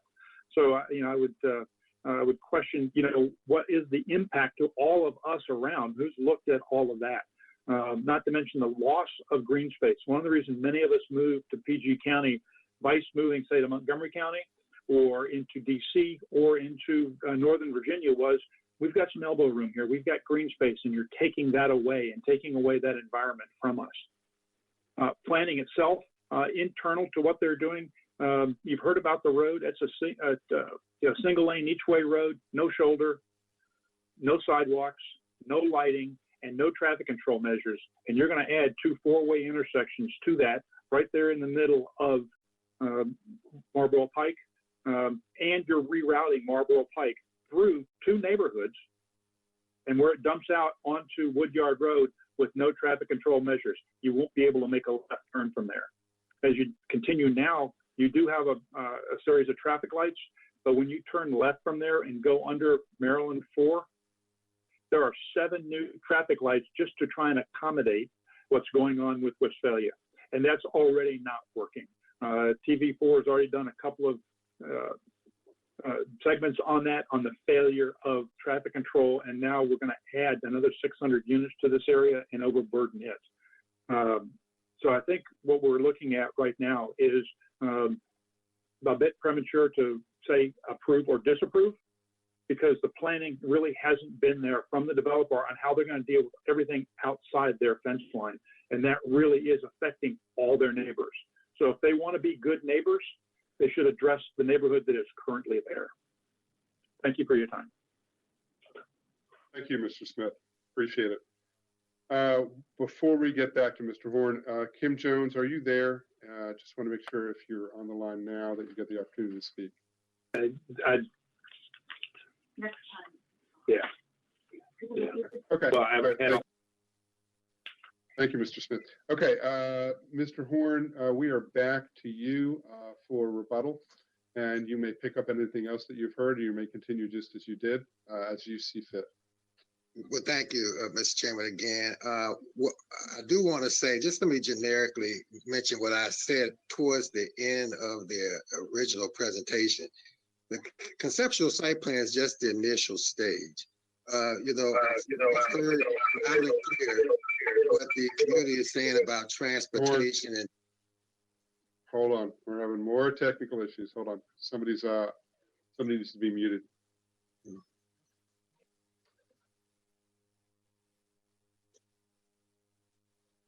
Okay, try again, Mr. Horn. What I was just saying is that the conceptual site plan is just the initial stage. The preliminary plan of subdivision, which is the time period in which the water sewer category has to be in a category 4 before the preliminary plan is approved. That's what the law says, not the CSP. But the time of the preliminary plan is when the adequacy of public facilities is tested. And so the community, we understand their concerns about traffic in the area. This application and this applicant cannot come into a community and create a situation whereby the transportation is negatively impacted. We would not pass the adequacy of public facilities test with reference to transportation. The application could require additional transportation related conditions to be met, like traffic lights, accel, decel lanes, so other things that would not increase the issue or cause any additional problems to the site. But that will be tested at the time of the preliminary plan of subdivision. Again, during the rezoning process, it was tested, and it was mentioned, I think, by Ms. Huff, that application contemplated a whole lot of development on there, so you can use the numbers to be able to make sure that what's being proposed could meet the transportation adequacy if, in fact, the property was rezoned. I was mentioning earlier, again, Ms. Votaw and her partner, Macy Nelson, and them, they made these same arguments at the time of the rezoning. And the evidence clearly demonstrated that this property at this location should be rezoned to mixed use. It's not appropriate for RR, which is not 3.5, one unit for 3.5 acres, which I believe I heard her say is actually 20,000 square foot lot. It's not appropriate at Pennsylvania Avenue, Woodyard Road, and the increase in the noise associated with the highway and stuff. So a more appropriate mixed use at this facility would be appropriate, and in fact, what the zoning hearing examiner found and what the district council found. There's no negativeness in a property owner saying, I want to utilize my property to the best extent possible. And we mentioned that during the hearings, during the time of the rezoning, because the family who was the applicant and that was just demonized because they said you don't live in this location. They were just demonized. But the applicant, this property owner, just like any of the other property owners who spoke, have a right to utilize their property to the best extent possible. I think let's see, I'm trying to remember some of the things that they said. One of the things that will be determined also at the time of preliminary plan, when we talk about adequacy, the number of units and the amount of retail and all will either be demonstrated to be appropriate and approved or will not. This is the maximum that the property could operate unless we use an alternative to the floor area ratio. The property can easily be designed for 4.0, or it can be designed as it is for 4.17 or more. The zoning ordinance allows for flexibility at that time. Those type of determinations will be made at later stages during the detailed site plan process. So that the conceptual site plan process, again, this is conceptually what could occur, and the staff report and the staff has looked at it very clearly, saying, look, you have 4.0 for FAR at this site. You currently have 4.17. You either have to use an alternative method or you have to reduce it to 4.0. Something that the applicant will definitely do as the application goes further down the line. The information that Ms. Votaw was talking about criteria with reference to the TCP, the one that has to be denied. Again, she's mentioned it before, and we've mentioned it again. Her reference applies to the TCP2, according to the Woodland Conservation Manual and not the TCP1.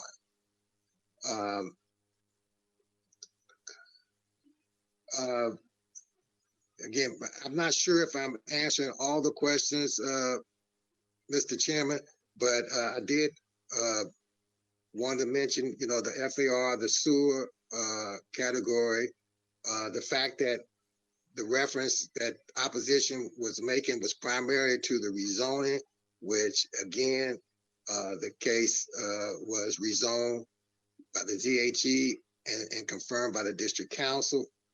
I wanted to mention that the density can be what it is now or could be lower depending on adequacy of public facilities. The fact that they were referencing the PG Atlas screenshots on environmental, again, it was already demonstrated and proved and confirmed by Park and Planning later on at the ZHE that the information was not accurate, that the on-site evaluation was accurate. And we talked generally about the traffic. Again, that'll be determined at the time of the preliminary plan. I do want to say that Ms. Votar specifically represents two individuals, and the other two individuals, 3 or 4 individuals, were speaking on behalf of themselves. I know Ms. Huff mentioned several other communities, but Ms. Huff is not an attorney and cannot represent the statements of individuals or associations that she does not live or represent. I just wanted to kind of object to for that in general. But Mr. Chairman and members of the planning board, we clearly meet the requirements of the CSP. As stated, we agree with staff recommendation with reference to the variances. I think it was stated by your counsel that we meet the 6 criteria that's set forth. Is not a variance with reference to variance with law. It's a variance with reference to the Woodland Conservation Plan. It's laid out what happens. They mentioned, and I don't need to go into detail, that the number of specimen trees, instead of the 22, was not unreasonable, and that all of them were not in good shape. I believe the number was 13, was not out of the 22, was not really in good shape and would be damaged under construction.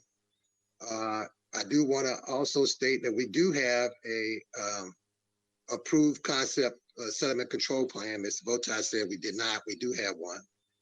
And that's really basically it, Mr. Chairman. I want to be able to answer any specific questions, or the team answer any specific questions that we have. But again, I don't want the board to be confused by the arguments that they're generally making and trying to regurgitate the fact that they didn't want the property rezoned and they don't want the development in general versus what we're here for now, which is a conceptual site plan, and saying this property is properly zoned. And from a perspective of the conceptual site plan, conceptually speaking, this property can develop in this particular way. And that's the only reason we're here. We're not here to argue the point that the property should or should not have been zoned MXT, which is what they're generally trying to do. Again, the concern about traffic is a legitimate concern. It will be addressed at the time of preliminary plan with reference to the process. If we were coming through the application process utilizing the CGO, we wouldn't even have to use a conceptual site plan. The county has, on its new zoning ordinance, has eliminated the conceptual site plan. This conceptual site plan gives everybody an opportunity to look and see what's going on. We're glad to be able to come in and say, hey, let's take a look at this. Let's see how it's going to develop. It looks like it's going to develop in a connectivity way. This is how we can make this work. And, I think, again, with reference to the criteria of approval for MXT, the conceptual site plan, I think the applicant has more than met his burden. Staff agrees, and we ask that the planning board, in fact, agree with staff's recommendation in this matter. Thank you, Mr. Horn. I'm going to take this as both your rebuttal and close, correct? Yes, unless there's some questions specifically. Yes, sir. Okay, thank you. So commissioners, you've heard from the applicant on rebuttal and close. First of all, there's no one else here before us. The applicant does have the last word on this. I'm going to close this public hearing. So we are under deliberation, commissioners, and any thoughts, comments, reactions. I have some myself, but I'm wondering if anyone wants to speak before I throw my 2 cents in. Nothing to add at this point for me, Mr. Chairman. Okay. So let me just say, I mean, I think that there's a bunch of concerns from folks in the community, and I think this is about the right time and the right place. I agree, and one thing that I need us to be mindful of, that I'm mindful of, is that what we are evaluating is a application for a conceptual site plan for a property in the MXT zone. That is done. That is the authority of the district council. They have determined that this is the MXT zone. So that's what's before us. Despite despite our own opposition to this being zoned MXT, like it or not, that's not relevant to what's before us. This is MXT zone, and this is a CSP for an application in the MXT zone.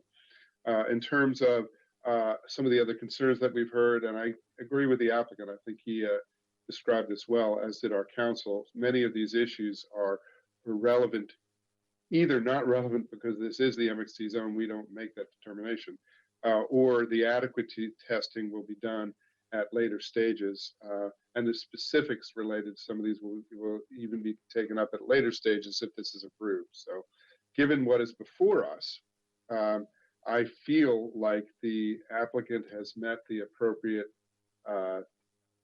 tests for us to approve this conceptual site plan in the MXT zone.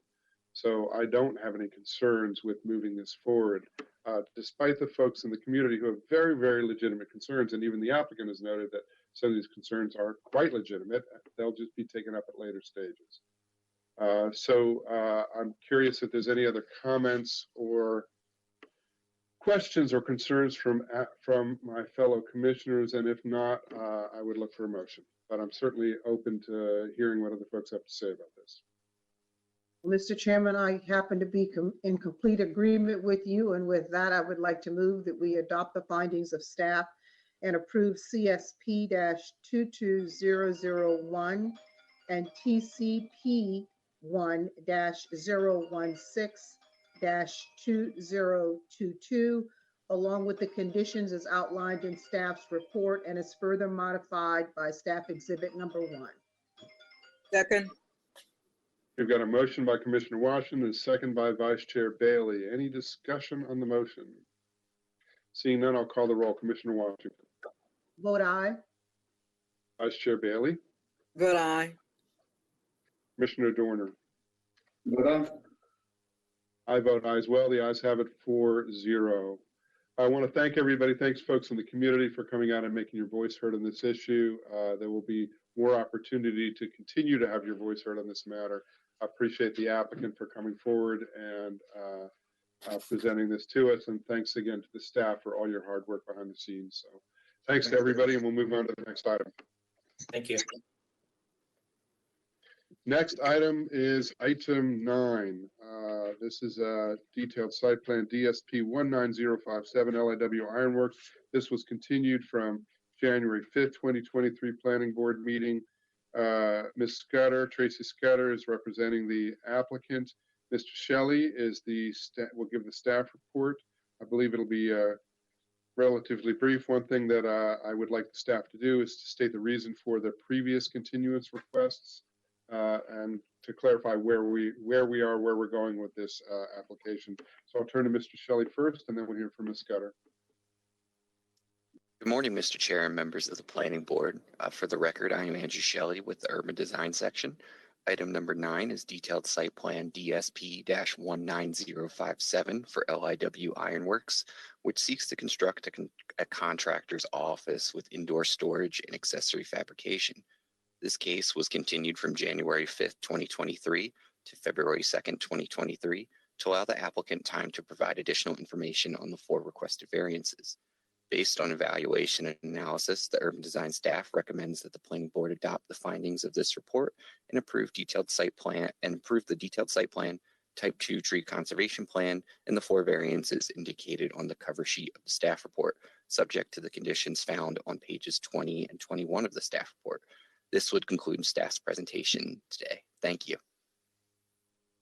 Thank you, Mr. Shelley. Questions for staff before I turn to the applicant? Ms. Scudder, floor is yours. Good morning, Chairman Shapiro and members of the Planning Board and staff. For the record, my name is Tracy Scudder, and this morning I have the pleasure of representing the applicant in this case, LIW Ironworks and Neri Lakaran. And joining me today is Mr. Charles Britton of Britton Landscape Architecture and Mr. Ivan Zapato of DMV Civil LLC.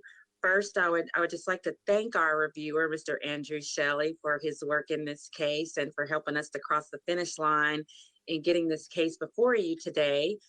We are in agreement with the technical staff report, and we concur with all the conditions that have been added to the approval of this project. So with that being said, we ask for your vote of approval for DSP 19057 with conditions, and the TCP2, the 01 revision with conditions, and the variances that are set forth in the staff report as well. Thank you. Thank you, Ms. Scudder. Commissioners, any questions for the applicant on this? No questions. All right. And Mr. Shelley and Mr. Hunt, and I apologize if I snoozed on this, but again, could you just touch on the continuances? You may have said it, Mr. Shelley, and I just was not. I got distracted. So what were the previous continuances about it, and where are we now? So the previous continuances were to allow the applicant time to provide more additional information on the 4 requested variances, and specifically related to the variance criteria. And that information has been provided, and staff is in agreement with the applicant's findings, and also with the findings presented in the staff report related to the variances. Okay. All right. Thank you. Thank you for that. Commissioners, any questions for staff or for the applicant? If there are none, then what is your pleasure on this item? Mr. Chairman, I move that we adopt the findings of staff and approve DSP-19057 and TCP2-10-2017-01, variance to section 227-471F2 and variance to section 27-471F3, and 2 variances to section 27-471A1B, along with the conditions as outlined in staff's report. Second. Got a motion by Commissioner Washington, second by Vice Chair Bailey. Any discussion on the motion? Seeing none, I'll call the roll. Commissioner Washington. I vote aye. Vice Chair Bailey. Vote aye.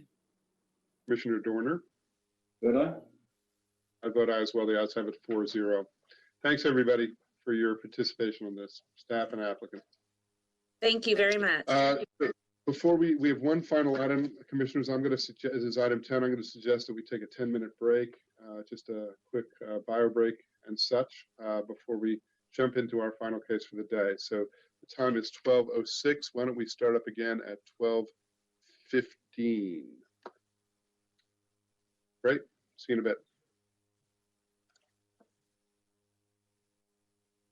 Is 12:16. We are back from a brief break, and we have one final item before us, folks, for this February 2nd Planning Board. We have item 10 on our regular agenda. This is a detailed site plan, DSP-21001 Suffrage Point. This was continued from January 12th, 2023 Planning Board meeting. Want to be clear about what's before us. This is a limited scope discussion. So there were some concerns expressed in the community around violations, MDE, Maryland Department of Environment, DPI, out of an abundance of transparency, we wanted to make sure that we had a limited scope public hearing on these issues. Arguably, since these issues are related to not pre-development, but are related to the development and actually the adjacent development, even if the same developer. There's not a lot of ways in which this is relevant to the DSP before us, but we all felt that given all the concerns that were expressed, that we would, and again, for transparency, we would provide the opportunity for these issues to be aired, and that's the purpose of this limited scope public hearing. I'm going to be quite tight. Our counsel is going to assist to make sure that what is before us is what's appropriately before us. So there may be, we'll see how it goes, but there may be a number of times where either myself or counsel will step in and remind folks who are speaking that since this is a limited scope public hearing, there's only a few issues that are before us. Again, issues related to the violations, MDE, DPI noted violations related to the development or what's before us and nothing else. Okay, that's for folks in the public and commissioners. I want to remind you all, and I'm reminding myself as well, that we do not want to stray too far afield. We don't want to stray far afield from those issues at all, because that is all for us.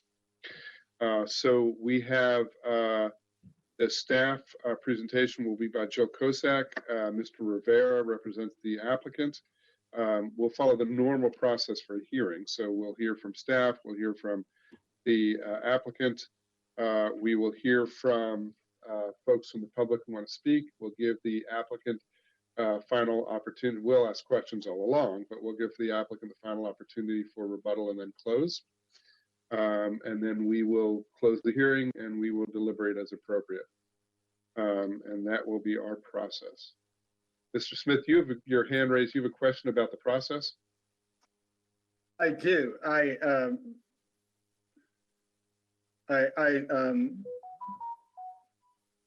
sorry. Last night I realized that the link that staff had provided to Sustainable Hyattsville's exhibits did not work. I tried multiple ways to get that link to work. So unless there's a working link, I don't have access to those exhibits to see how they've been organized. Second, it looks like there's been significant new material added to the record by the applicant and by staff.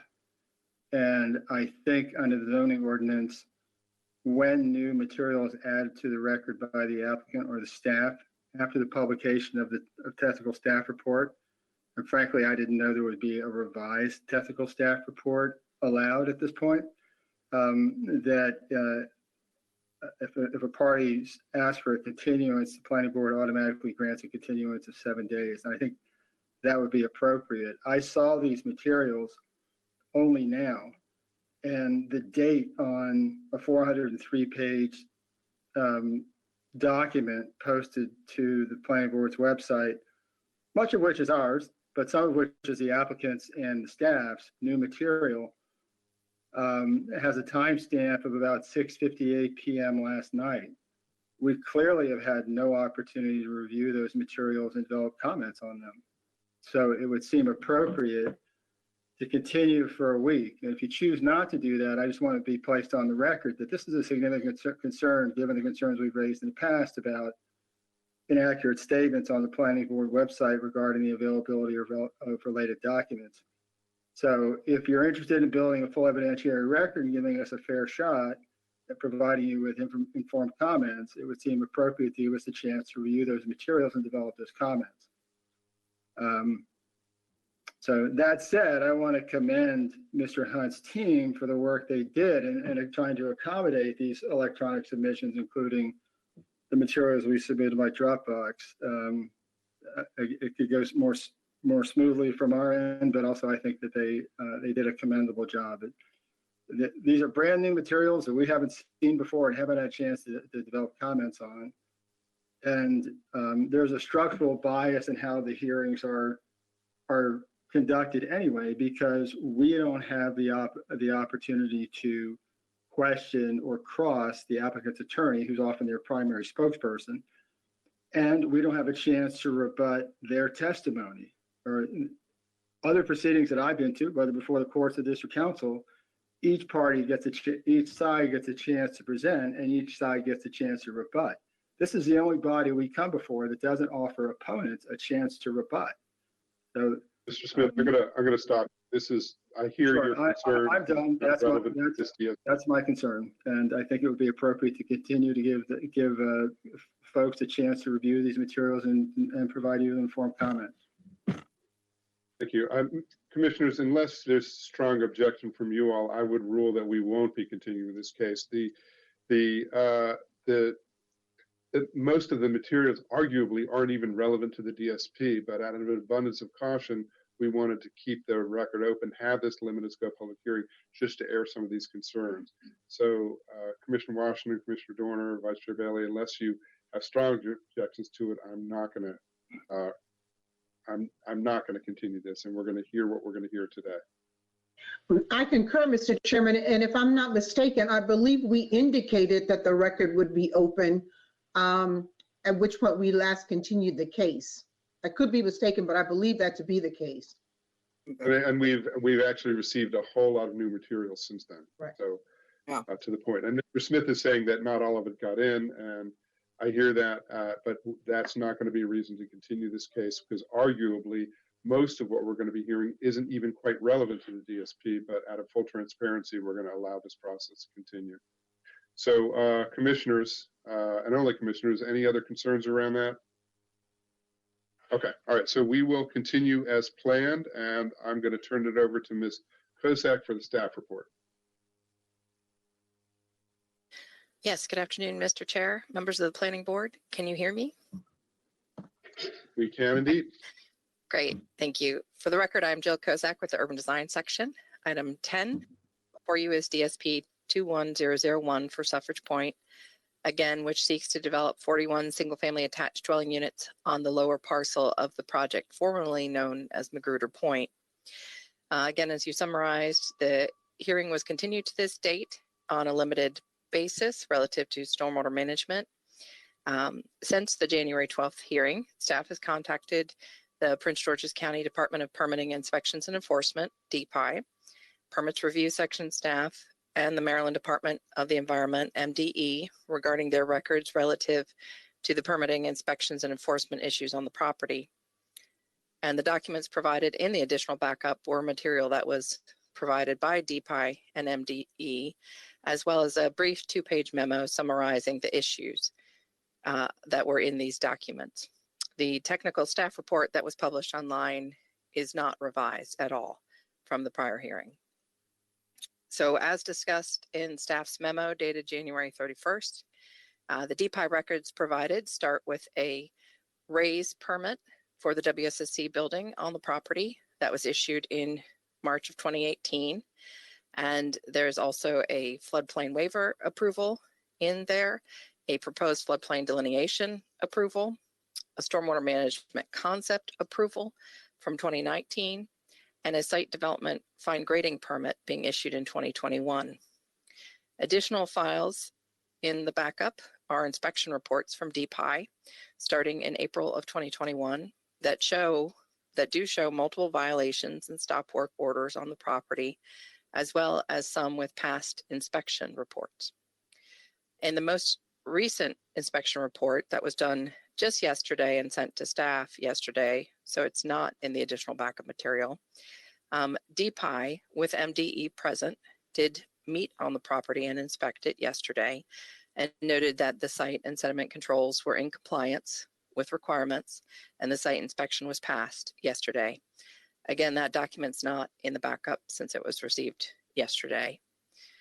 MDE, in the information provided from MDE, it was stated that there was a general permit for discharge of stormwater associated with construction activity for the property that the property received in 2021.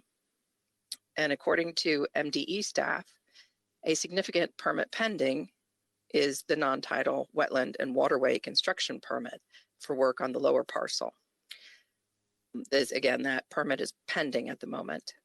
Per their staff, this permit is likely to be issued when MDE receives documentation that local planning and zoning requirements, such as this DSP, have been satisfied. In addition, Werline Properties notified MDE of their intent to perform emergency storm drain construction across the lower parcel, and MDE determined not to object to that work being done prior to the issuance of the non-tidal wetland and waterway authorization report. I believe the applicant will provide more information about this emergency stormwater construction. They have documents about that. Additionally, MDE provided multiple records of site inspections with photos from June of 2021 until December of 2022. These indicate various permitting and compliance issues relative to construction activity and erosion and sediment control devices. Again, though, as of yesterday, with the site inspection, the devices were found to be in compliance. Ultimately, though, the planning board is not the permitting or inspecting authority for these issues. The violations and enforcement relative to stormwater management, erosion and sediment control, and permits are controlled by DPI, MDE, and other state and federal agencies as appropriate. The majority of the compliance issues shown in the submitted documentation have had to do with permitting and construction activities, such as fill removal, stabilization, and removal of debris on the property. These issues are not shown on nor governed by the detailed site plan, which is an ultimate plan of construction on the property, and therefore are not governed by the planning board. Therefore, staff does not find the additional documentation of stormwater management, permitting, enforcement, and violations relative to the findings necessary for approval of the DSP. Therefore, based on evaluation analysis, the urban design staff recommends again that the planning board adopt the findings of the staff report and approve DSP 21001 for Suffrage Point, including the 5 amendments to DDO standards, subject to the one condition with multiple subparts found on pages 22 through 23 of the staff report.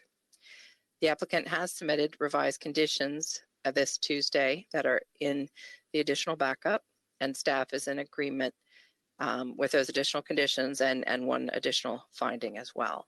Staff is in agreement with those as recently submitted. And this would conclude staff's presentation. Thank you. Thank you, Ms. Kozak. I appreciate the staff report. Commissioners, any questions for staff?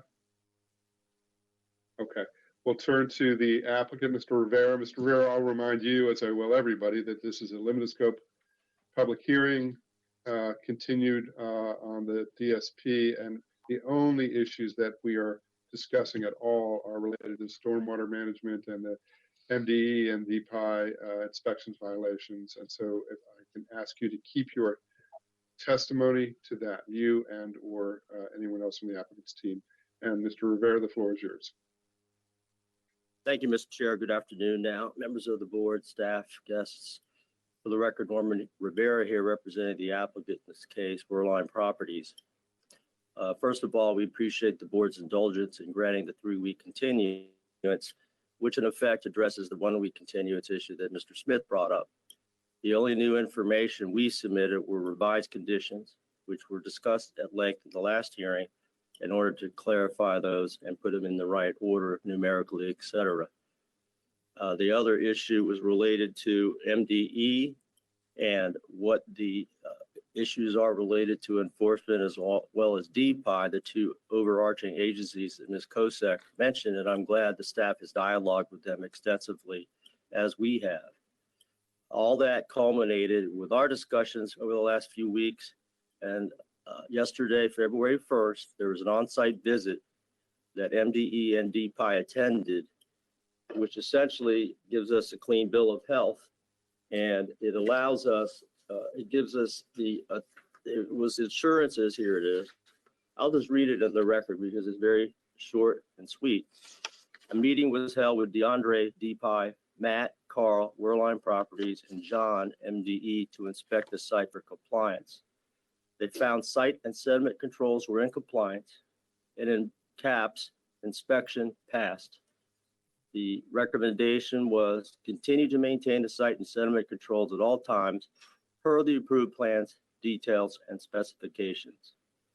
In our proper conditions, members of the board, we submitted 4, which would be renumbered 5A through D if the board approves this, which address the proffers that will further buttress what I just stated and what the regulatory agencies are asking us to do in terms of maintaining the controls, permits, et cetera. If I could, because Ms. Kosak already stated that we agree with all the other conditions that were discussed prior, and those include, while I'm at it, Mr. Chair, you had suggested 3 conditions. One was, would you be okay with planning director level of the HPC signage? Yes. 2, will we provide notice of the floodplain? Yes, pursuant to section 32206H that your principal counsel, Mr. Warner, elaborated on. So that does require notice, and we're happy to provide additional notice in our sales and contract documents. And then thirdly, what was third? Just forgot the third one. But all those conditions were. Mr. Chair, if you want to take a second and find the third one. Yeah. I just had that. Where'd it go? Notice. Oh, the lighting in the alley. So we agreed that we should have lighting in the alley. So I added a new condition to the backup that would require that prior to detailed site plan certification, the details for the alley lighting. So we're not getting into specs at this point in time. That is a prior to certification issue. So whatever the specs are, what the specs are, that goes to the DSP cert, which is then followed when the DSP is approved, record plat, building permits, et cetera. So those 3 conditions the chairman elucidated, we concur. And then with regard to parcel B2, stormwater management area, the HOA parcel, again, we agreed during the hearing last that the HOA or the other body will be the maintenance organization responsible. As the chair enunciated, you can't make the city do it, you can't make the HOA do it, but we can do it.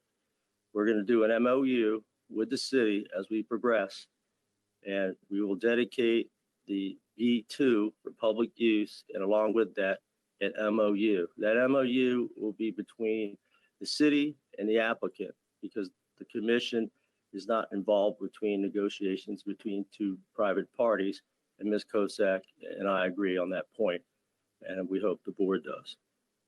So with respect to the 2 points, with respect to what the limited focus is, we were asked to explain what is the stormwater management sediment and erosion control plan moving forward, what it is today and moving forward. So I have 2 presenters today, Rachel Leitzinger from Dewberry, our land planner, as well as Scott Taylor from GTA or Geotech, who will go through the engineering aspects, the more technical aspects of what we're going to show you today.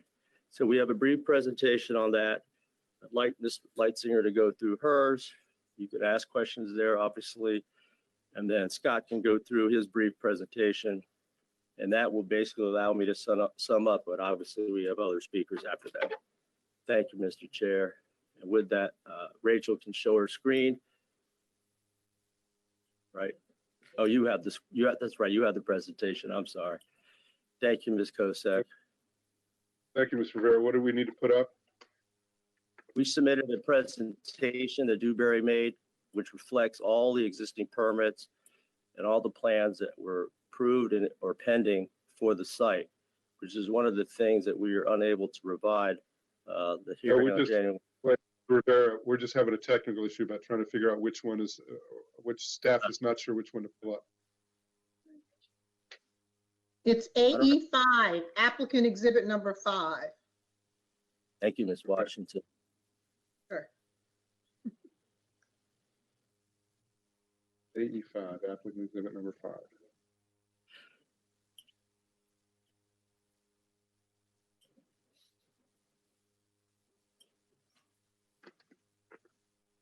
It's a big file. It'll take a second.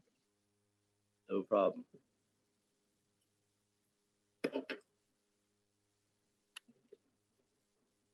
I'm going to mute my mic while hers loads up too.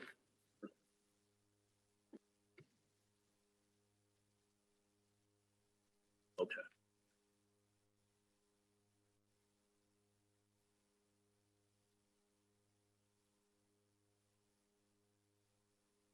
Are they the only one, or is anyone else staring at Miss Will's cat? What was that? I just wonder if anyone else is staring at Miss Will's cat. Oh, yeah. I just realized it was a cat. I just kept seeing the hand go up and down. It's like, and then I saw the cat. I'm glad it's Keep not too just. much attention to it. Okay. Good morning, Chairman, members of the board. For the record, my name is Rachel Leitzinger with Dewberry, the engineer for the applicant. So if you go to page 6 of this PDF. All right, Ms. Leitzinger, let's staff catch up with you. Give us 1 sec. There you go. So this just shows, you know, the drainage area going to the site to illustrate that at the discharge point at the southern end of the subject property, you can see there is a much larger area draining to it, not just the subject property. This property makes up only about 1/3 of the total drainage area leading to that point. So just wanted to make note of that there is a much larger drainage area that's coming to this outfall point. The next page shows a page from the approved sediment control plan. So this site does have an approved sediment control plan. It was approved by Prince George's County SCD. And the sediment control measures You also- shown on this. Sorry, what? Just want to make sure that we're letting the slides catch up with us, but keep going. It's up now. Yep. So the sediment control measures shown on this plan are installed. And as you can see, there's a trap in the southwestern portion of the site, an earth dike along the western property line, and there has been the storm drain installed as shown along the southern property line to create the new storm drain outfall. The existing pipe that you can see dashed that runs through the center of the site, that is undersized for the drainage area that's flowing to it. And I think that is one of the causes of some of the flooding that has been experienced along Gallatin Place earlier this year. So if you go to the next slide, you will see that we are proposing to upsize and replace the existing storm drain. And so that will help alleviate any flooding issues that have occurred in the past. So the storm drain will be rerouted around Gallatin Place through the site down to the outfall at the southern end of the property. This construction, so the emergency authorization that was granted by MDE was for the installation of this storm drain to assist with flooding issues. The storm drain they started to install it. They had to stop due to there's an existing gas line that runs through the middle of the site. And we're working with the gas company to get that relocated so that the storm drain can continue to be installed, because there is a conflict with the invert of the proposed storm drain and the gas line. So as soon as the gas line gets rerouted, which will be hopefully within the next 2 months, then we can continue to install the rest of the storm drain as shown on the site, on this plan here. If you go to the next slide, another contributing factor to the flooding that occurred previously, back in August, DPI asked the applicant to install inlet protection on the 2 inlets shown there in Gallatin Place. And those were not on the approved sediment control plan. But they, as you can see, it blocks the inlet. It's supposed to, the water's supposed to filter through the stone, but in a large rain event, that would contribute to flooding in the street as well. As you can see, it would take the water longer to go down the inlet. So DPI realized that, yeah, these aren't really helping situations, so they have since been removed. And if you go to the next slide. So this picture is the same location, those same inlets there on Gallatin. This was taken last Wednesday on January 25th during a large rain event. If you recall, it rained like all day last Wednesday. So you can see the inlets are clear and there is no flooding taking place. If you go to the next slide, the remainder of these photos were taken last Monday, January 23rd. I visited the site. So the previous day, Sunday, the 22nd, had rained most of the day. Monday, it had rained most of the morning. I was there, I think around 4 o'clock in the afternoon. So these are just some pictures to show the sediment controls in place and that they are functioning. So this is along the northern end of the site. And you can see that there's 2 rows of super silt fence to protect the street from any runoff from the site. And they're installed and they are functioning. You can go to the next slide.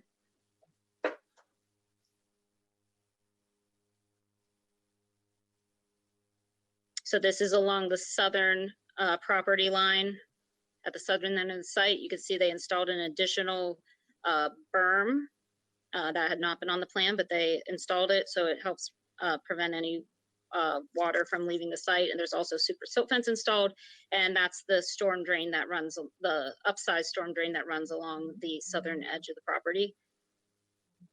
Next slide.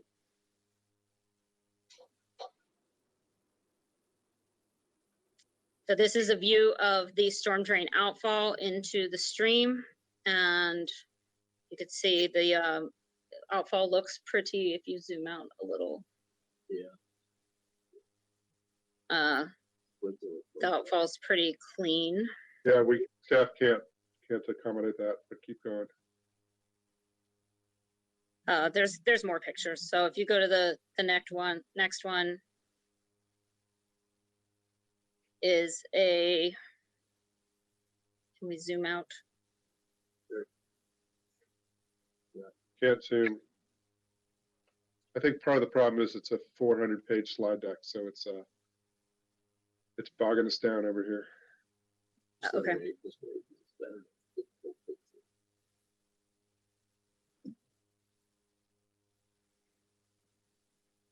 Keep going. Okay, so yes, so this is like a panoramic view, so you can see the trap here to the right, and you can see the water in the trap is dirty, as it should be, because it's taking the water from the site and cleaning it, and then it drains out into the stream, which you could see on the left,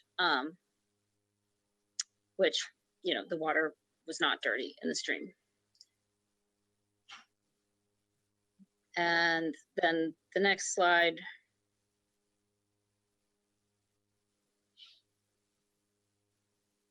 These are just more pictures of the trap, and you can see the riprap that's shown is the outfall, and the stone is quite clean.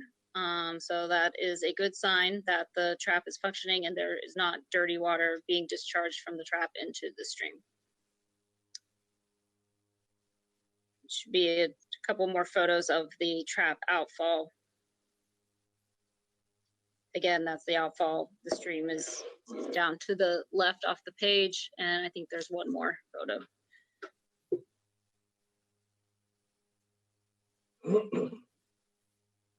So that shows the outfall and the stream there in the distance. So this just was to serve to show that the sediment control measures are installed per the approved plan and are functioning as intended. And that is all I have for my presentation. Are there any questions?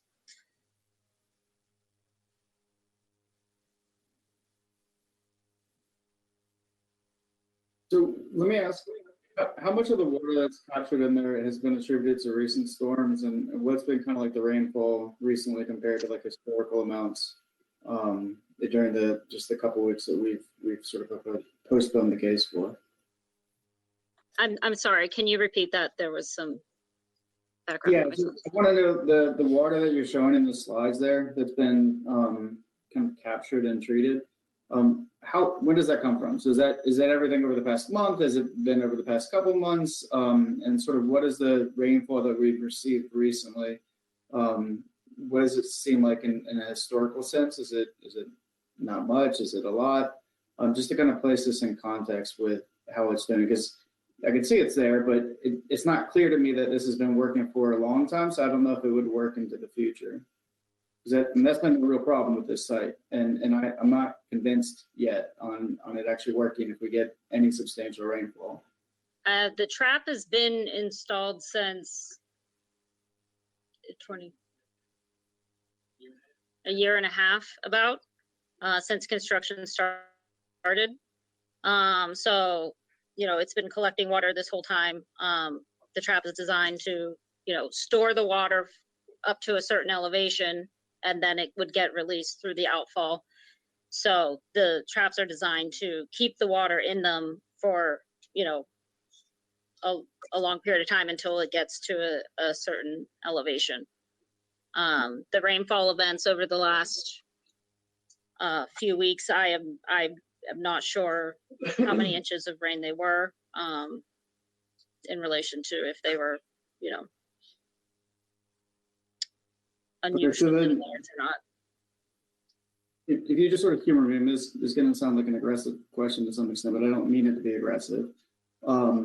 Why hasn't this worked in the fall? If you've had this installed for the past year and a half, the fall was in the summer of last year was just terrible. You guys did a terrible job at actually having this work. So I'm just kind of trying to figure out, like, why was that? Was it because of historically high rainfall? Was it because just multiple things failed that like you guys have gone in and fixed that shouldn't fail in the past? Like, or what's the answer to that? Because if this has been in here for a year and a half, and if your system was working functionally properly, we shouldn't be seeing the street flooding and all these other issues and rocks and just different things kind of getting collected in public right of ways.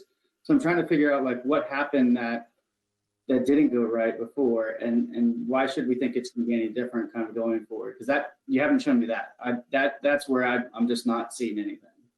So Scott Taylor is with us, and he will speak more to previous events because he is with GTA. He is on site doing the inspections. I am not, so he can speak more to that. I do know that there was other utility work last summer in the area. So as I showed at the beginning, there is a larger drainage area that goes to this outfall, not just our site. So some of the, if there was dirty water being discharged, it could have been coming from other sites that flow through the storm drain system to this outfall point. And there was some additional work done in the area, not related to this site per se, that could have contributed to that last summer.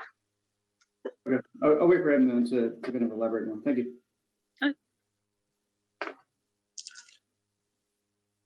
Thank you, Mr. Leitzinger. Mr. Rivera, you had somebody else?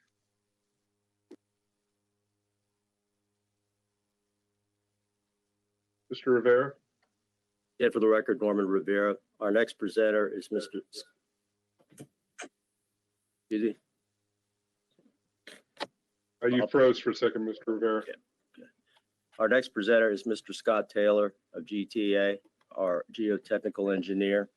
As Rachel said, he's the on-site inspector for the applicant and well-versed on the issues regarding that question from Commissioner Dorner and other technical questions. He's going to do a brief presentation, if you don't mind, and then we'll go to that very specific question, Commissioner. Thank you. He'll take my seat.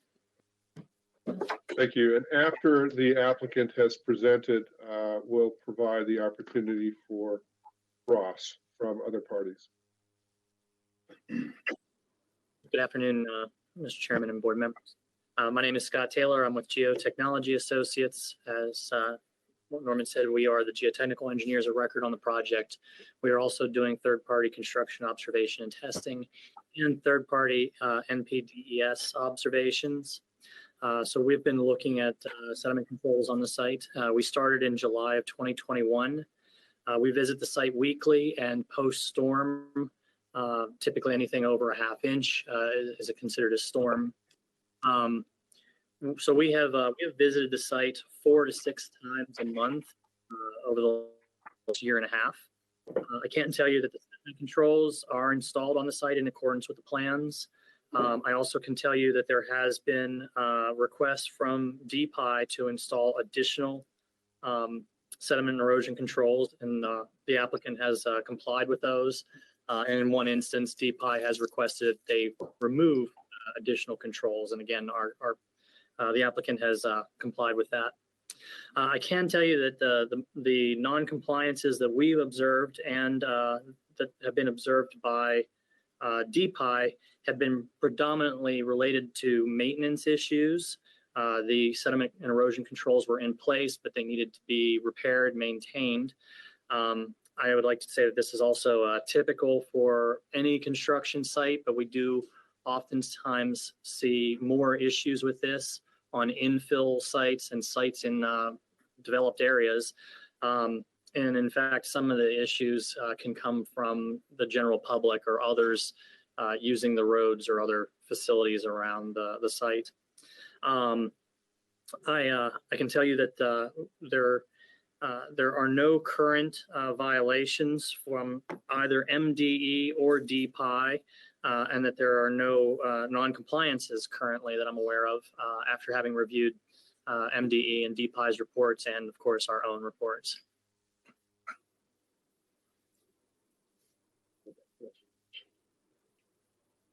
The question earlier about why there are times when there may have been a significant amount of turbid water leaving the site. I know question specifically said something about last summer. We actually documented both a utility installation and a WSSC water leak that happened off of our site in that drainage area, that larger drainage area. And we have photos of them from the WSSC leak was actually washing soil down Gallatin and the full length of Gallatin on our property. There was a significant amount of water, a significant amount of soil. The most significant turbidity that we saw actually happened the first week of July, and those events both happened in June of 2022. So we know that there was a significant amount of turbid water that first week of July, but we do not believe that it was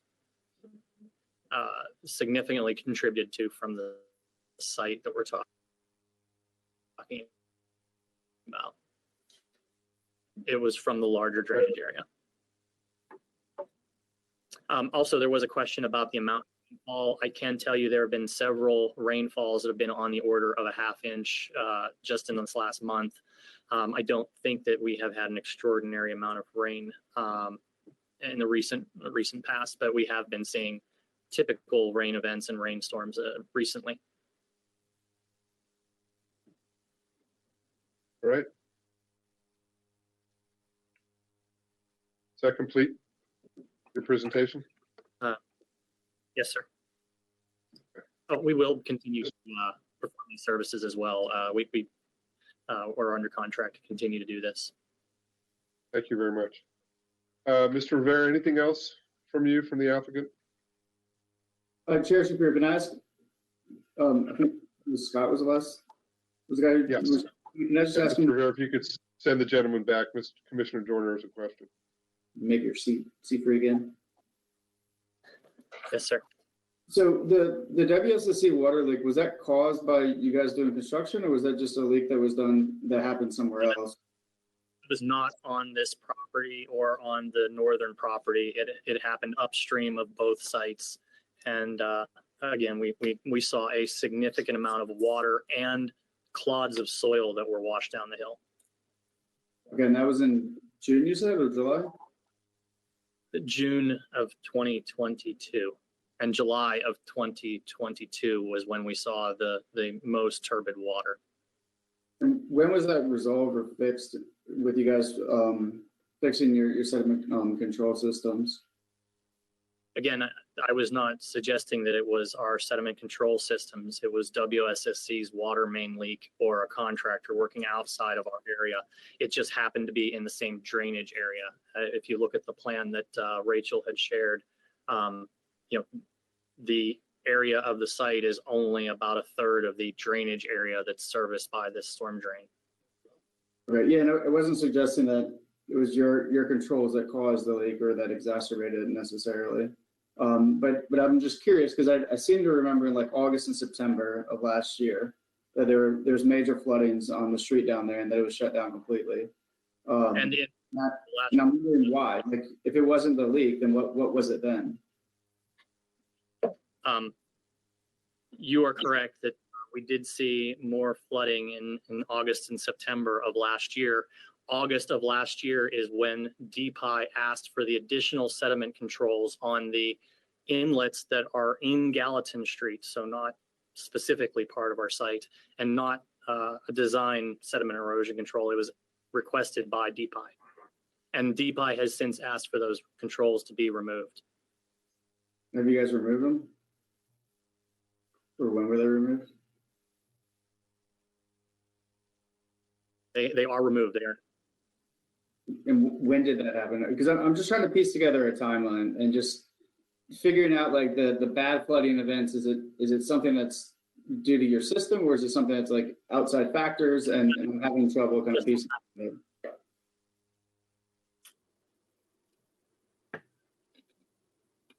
Well, as Rachel had said, there is what we believe to be undersized storm drain pipe already in place that we would like to replace with larger pipe, but we have not yet been able to. And those sediment controls were placed in August of last year, and they were removed in the last week or two. So just in January of this year, those sediment controls were removed. Okay, why is it taking so long to replace the tubing or the pipe that would be just too small underneath there? There is an existing gas line that is in the way. The inverts are going to collide. It is a gas main that is active, so they cannot install the pipe. They also had previously not been able to work in the floodplain. Those pipes are planned in the floodplain. MD has given them a emergency authorization to install that storm drain, and we are hopeful that in the next month the gas line is abandoned. Okay, meaning they're going to shut it off and not use it anymore, or what does that mean? It will be relocated. Okay. Okay. All right. Thank you. Used. Thank you, Commissioner. Mr. Rivera, any other questions from the applicant, or any other comments from the applicant? At this time, Mr. Chair, members of the board, I think we've covered those issues, and I'll let the proceeding keep going. Thank you. Thank you. Mr. Smith, I'm going to allow you to cross-examine the witnesses for the applicant. Please keep it focused on issues related to. So I'll keep it very focused on their comments, Mr. Chair. Thank you. And I also want to ask Ms. Kozak questions because I didn't have I had to take a phone call and didn't have a chance to ask across then. Ms. Kozak referred to Worldline having a grading permit issued in 2021 and getting a stormwater permit in 2021. Did Worldline have these permits prior to tearing up the upper parcel in 2019 and prior to commencing work in 2021 on both parcels? That's not relevant to this case. Oh, I think it is because what's happening. Smith, it's not relevant to this case. It's not relevant to this case. Incredibly enough, they can make statements to reassure the planning board, but we can't ask questions about that statement. But okay, I'll move along. Ms. Leisinger, you referred to the trap in the southwest corner of the lower parcel and the stormwater conduit that was extended along the southern border of the lower parcel. Both of those installations are in the floodplain. Did your client have floodplain and wetland authorization from the state before commencing that work?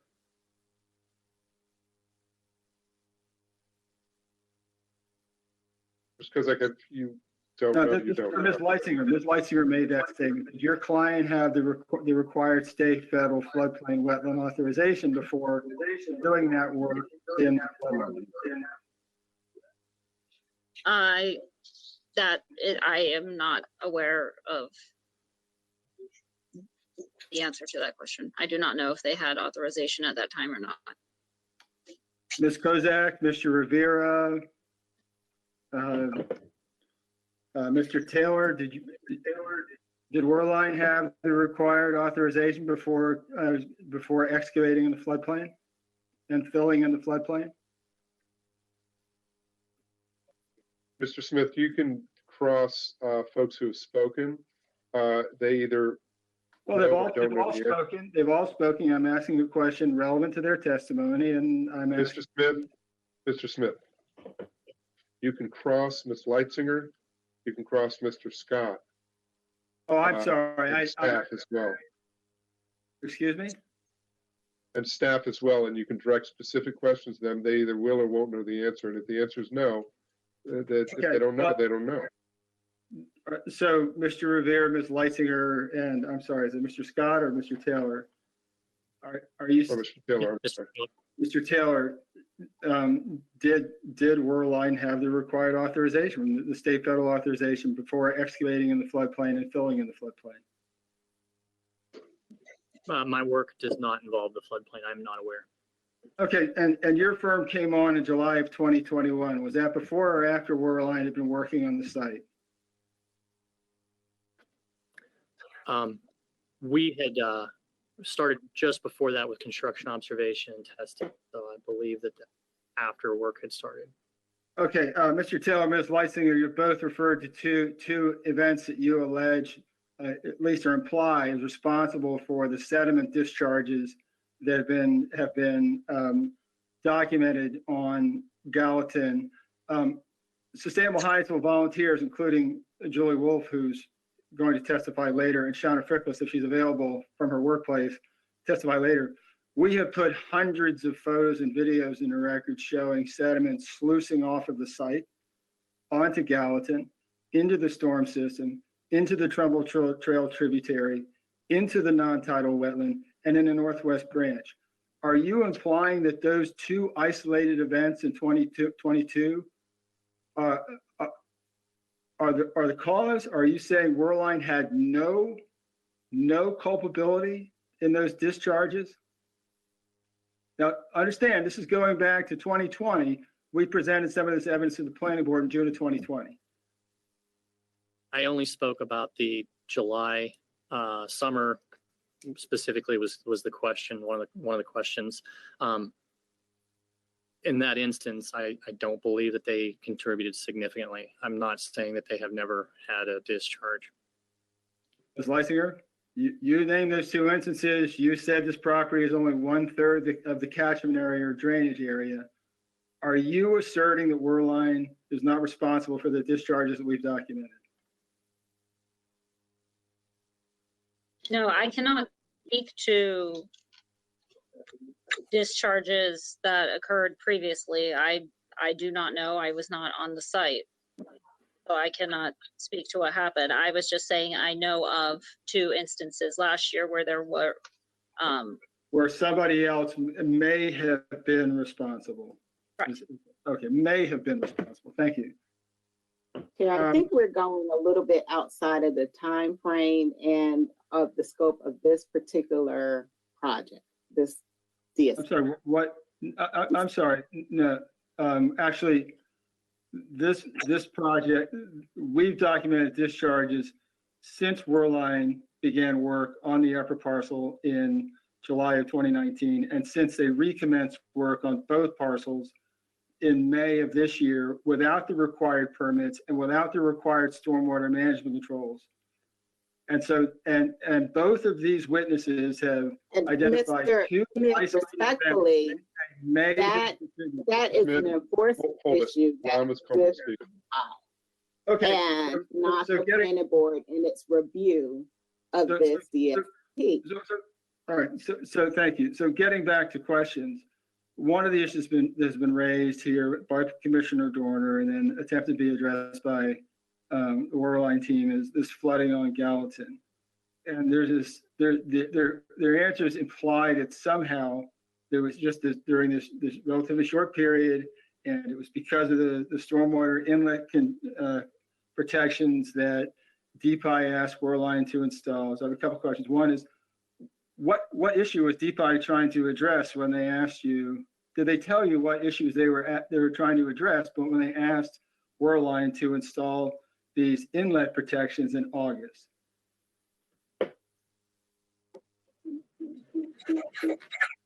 They did not. Okay. Ms. Leisinger? No, they did not. So the related question, the other question has to do with flooding, because there's this much larger picture here that Commissioner Dorner has been getting to. And do you have any evidence, anybody on the Waterline team or Ms. Kozak, any evidence that prior to Waterline commencing work on this site, that Gallatin flooded in this area with this frequency with sediment-laden stormwater? Any evidence at all?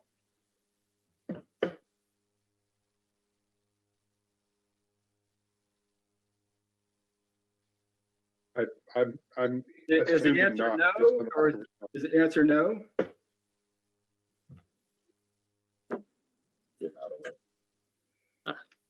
Okay. I am not aware of what happened. Okay, when did Waterline first install super silt fencing? Mr. Smith, you're coming pretty perilously close to testimony here. I understand what you're getting at, but if you're asking the questions, the answer is they do not have the answer to your question.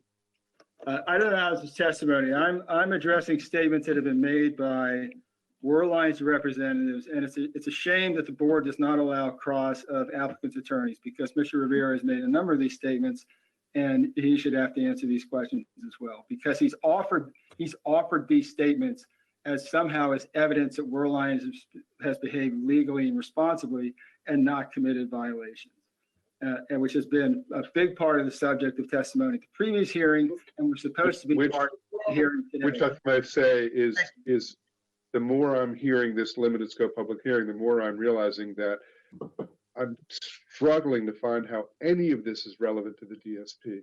I understand that you have concerns about the developer. We'll get to it in our concerns about the developer, but again, so I'm going to allow continued cross-examination, but I want to get to the point, and I want us to move through this, because we have a DSP before us. We are not the permitting agency. We are not the permitting agency.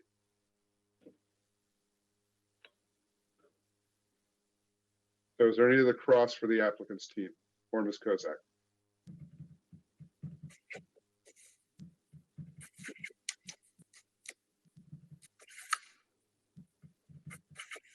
Oh, I do have a question for Ms. Kozak. Are you asserting that the floodplain waiver letter from DPI in September 2018 is sufficient to satisfy the requirement that the applicant provide evidence that it has all the required floodplain authorizations at this stage, all of the required floodplain authorizations at this stage? Mr. Smith, Ms. Kozak, our staff is not the issuing of that permit. Staff is not the permitting agency. So I'm sorry, who's speaking?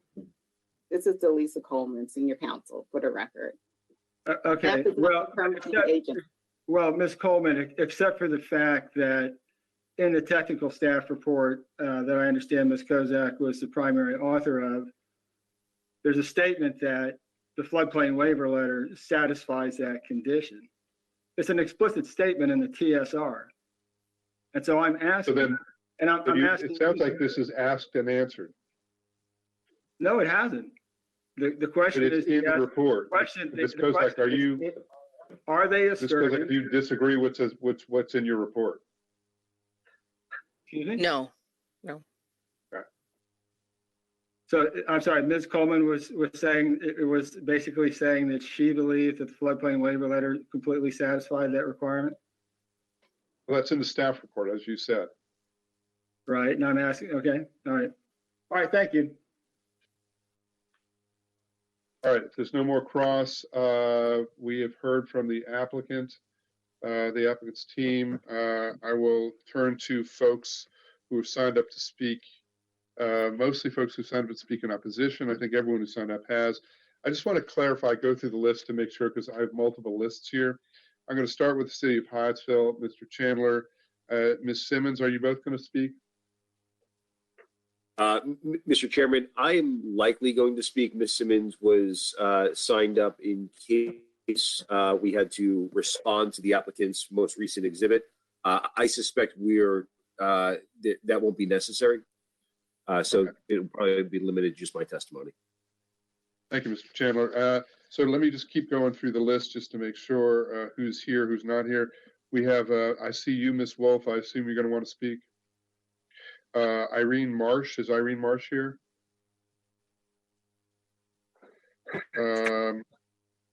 We have, hold on, we have Kate Calloway. Ms. Calloway. David Reese. Jorge Aguilar Barantes. Shanna Frickless. Present. Okay, thank you. Hold on. Andrew Tsui. All right, am I missing anybody who believes they are eligible to speak at this hearing? If not, then we will hear from City of Hyattsville, then we'll hear from Ms. Wolf, and then we'll hear from Ms. I want to pronounce your name right. We hear from Ms. Frickless, and of course, Mr. Smith. And those are the folks who will be speaking. I'm going to have the City of Hyattsville go first, unless that is your preference not to, Mr. Chandler. But I'll offer you the opportunity to go first. I'd be more than happy to. Okay. And then after that, Mr. Smith, Ms. Wolf, Ms. Frickless, do you have any preference about what order you're going to go in? I think that order sounds great. Actually, maybe I should, well, I find I can either do clean up or go first on from the presidency. Either one's fine. I have some time It's an interesting metaphor for this case, but thank you. If I could go earlier, that would be great. I have work constraints. Okay, so after Mr. Chandler and Ms. Wolf, I'll have you go, then Ms. Frickless, and then Mr. Smith. I'm going to give everybody 3 minutes to speak on this matter. Again, this is a limited scope public hearing, okay? Mr. Smith?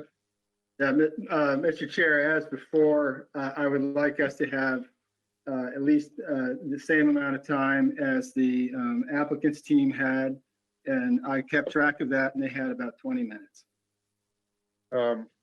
I'll respect that request. So I'm going to take that 20 minutes and have that be a combined 20 minutes of all the folks who are in opposition.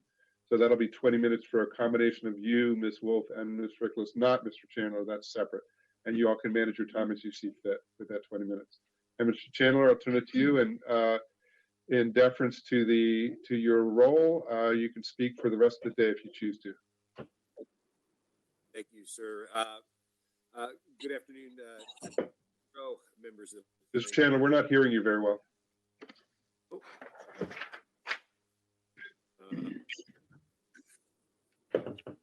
Hear me? Yes. No. It's very weak. We can hear you, but it's very weak. Okay, I'll try to speak loudly. See if that's better. Okay. Yeah, that's better. All right. Good afternoon, Chairman Shapiro, members of the Planning Board. For the record, Jim Chandler. I'm here representing the mayor and council of the city of Hyattsville. I am here today to affirm the city's request for denial of the subject application and speak to the city's concerns related to stormwater and other environmental issues as it pertains to the limited scope hearing. I recognize that we do this matter, so I'll refer you to the correspondence. We're losing you again, Mr. Chandler. We can't hear you, unfortunately. Okay, if you give me 30 seconds, I'll try to find a different spot. Okay, thank you. Folks, we'll take just a couple minute break. My apologies. Is that any better?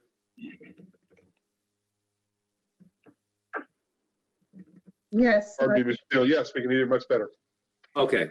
So I recognize that we have limited time to testify on this matter, so I'll refer the board to the city's correspondence, an attachment exhibit that was submitted to the board earlier this week.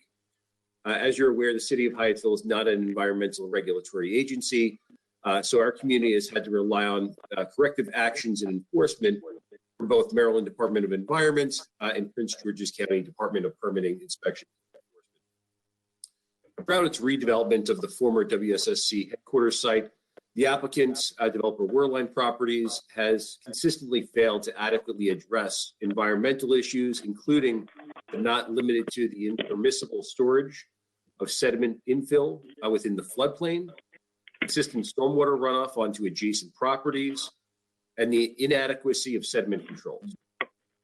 Sheer quantity of incidents has led the city of Hyattsville to conclude that Worline Properties has willfully ignored and intentionally circumvented applicable state and county regulations. From June 2021 through August 2022, there have been a series of stormwater and sediment control failures at the subject site. This includes, but is not limited to, the following. In June 2021, there was an incident in which the city contacted DPI regarding sediment-laden water being discharged into a creek adjacent to the Trumbull Trail. Staff confirmed that the origin of the sediment-laden water was an active construction site near Driscoll Park. Stormwater runoff is entering the inlet structure on the project site, discharged into a nearby waterway. In September 2021, the city was notified that Worline Properties, without approval, had stored construction sediment materials uncontained or otherwise unprotected from the weather without approval. The city of Hyattsville informed the Department of Environment that the applicant did not have a non-tidal wetlands permit required to perform the specific work. At that time, MDE affirmed that they were made aware of the work on the site via complaint, and that the work on the site was being performed without the coverage under NPDES general permits for stormwater associated with construction activities, which is a requirement for sites that are disturbed 1 acre or more. MDE recommended immediate suspension of the work and stabilization of the site. Our records indicate MDE stated the applicant did not respond appropriately and that Prince George's County would assist in enforcing a county stop work order until the appropriate authorizations were obtained by MDE. A week later, the city observed the contractor continuing to perform work with the use of additional equipment brought to the site without the required permits.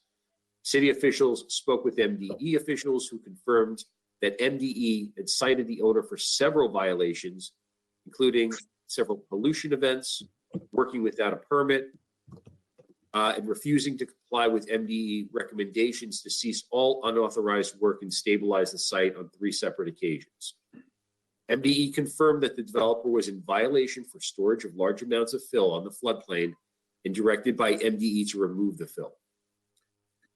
Most notably, and Commissioner Dorner, I think, did a very good job detailing this, so I'll only touch on this, but from July 2nd of 2022 through August 11th, 2022, the city documented 5 separate stormwater events, each of which created significant damage to environmentally sensitive public lands, roadways, and the county's storm drain system.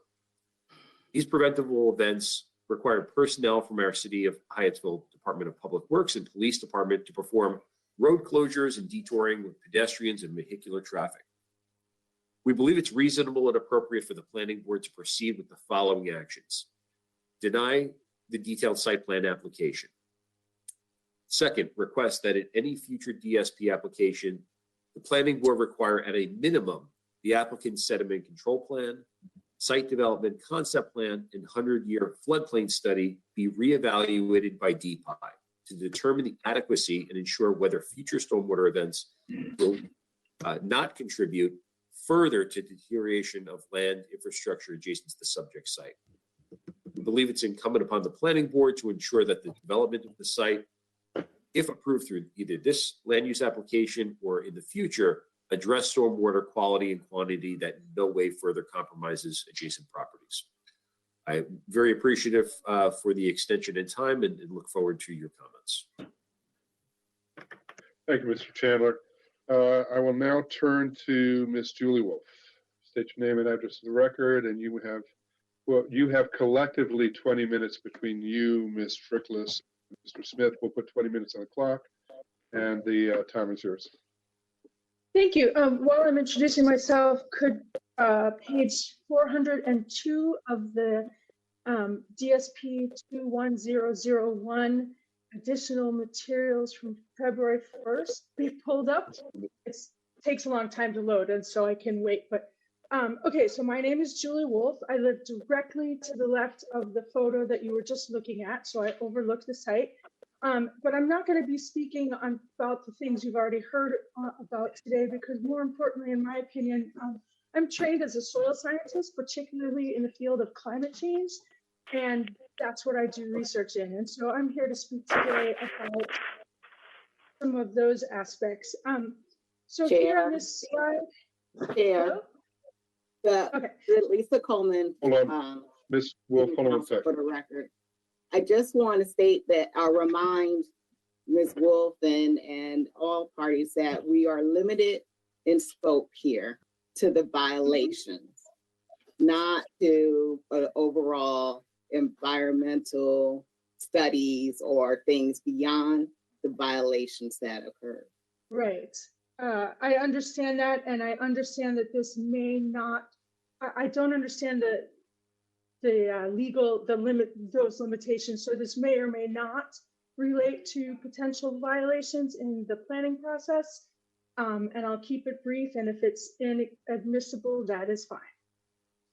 Ms. Wolf, that's right, Ms. Wolf, and I appreciate you being flexible with us too. It's very important that we keep testimony to what's pertinent to this limited scope public hearing. So as you proceed, either myself or Ms. Coleman may say that that is not relevant to what we're doing, and then I'll ask you to move on. I understand. Thank you. Right, okay, thank you. So you're looking at a map here that's a broad map that I have downloaded from Flood Explorer Mapper from NOAA, and this is showing a very broad view of the area, and the black circle is showing the area. And if you could then go to the previous page, page 401 is a closer in view. And so I want to speak today that I believe this development, regardless of what the developers say will occur, that this development will jeopardize Driscoll Park, especially the infrastructure directly adjacent to the lower lot. And here's why. Ms. Wolf, I'm going to step in. Ms. Wolf, I'm going to step in. I know it's not what you want to hear, and I hear absolutely your passion around this issue. It's not relevant to this DSP or the limited scope public hearing. It's just not. Okay. You're talking about just a broader environmental issue that's a real issue, but not relevant to this. Okay. Who then is it relevant to? Who do I report these things to? Who do I report that, if allowed to continue, this development will damage the public park? Because that would be, I assume that would be DPI. DPI. They are wonderful. Check with staff too. Okay. In that case, I will get back to my actual job and not take up any more of your time, but I do ask you to, I have submitted many, many photos regarding violations. The city of Hyattsville has also submitted those, so I believe that takes care of my time. There is an additional map on page 403 showing that all of the park's infrastructure is directly next to the lower lot. All right, thank you. And thank you, Ms. Wolf. The clock continues. I'll turn to Ms. Fricklis. And if you can introduce yourself for the record, and we'll follow the same process and keep you on track. Absolutely. Yes, my name is Shanna Frickles. I reside at 5008 40th Place in Hyattsville, which is 4 doors down from the disputed site. I already spoke on the record, so I will not be redundant, but I purchased my home in May 2021, and that was around the same time that Warland began to tear into both parcels, even though they hadn't even applied for a state federal stormwater floodplain wetland permit at the time.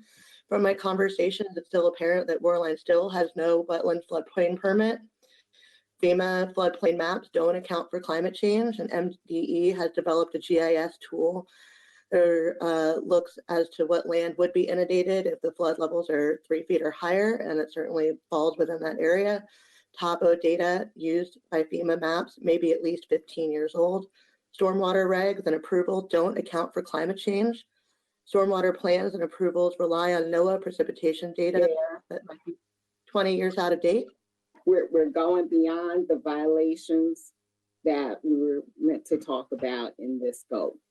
So I understand, I respect that the broader issue, but this hearing was limited in scope to just clarify these violations on the property. Okay. Well, I have personally documented, along with other 15 at least other people, some of those violations, and can testify right now to seeing them myself in the Trumbull Trail Bog, which abuts my backyard, where the water after it rains, it has almost reached the level of the raised walkway. The water is a murky brownish red color. I have been unable to drive to my house, which, like I said, is 4 doors down because of the flooding on that road that this would be building on.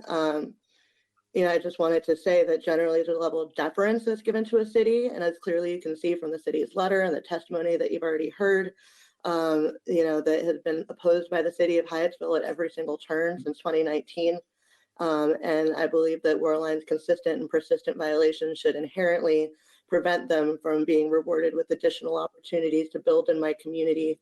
And that if you take into account their deplorable track record and violations going back more than 3.5 years, I have little faith that whatever they're saying about managing some way to safely build in the floodplain will actually result as such. And once built, there's no way to hold them accountable for the negative impacts. It is my home that will be flooded, whether or not you believe that those $1 million row houses will actually be flooded because they're lifting it above the floodplain. It affects the floodplain totally, and my backyard already, can see the impacts. I don't need to reiterate for you all of the non-compliance that Deep Hyatt found were aligned to be in. Roughly, 15 times issued 5 stop work orders and compliance orders. All of this is on the record. I'm going to give the rest of my time over to Greg. Thank you, Ms. Frickles. Appreciate it. Mr. Smith, time is yours. We've got about 15 minutes on the clock. We're going to take the same approach, which is to keep you focused on what's before us in the limited scope public hearing, and the time is yours. Mr. Chair, before I get into the meat of my testimony, please don't start the clock. I want a procedural question.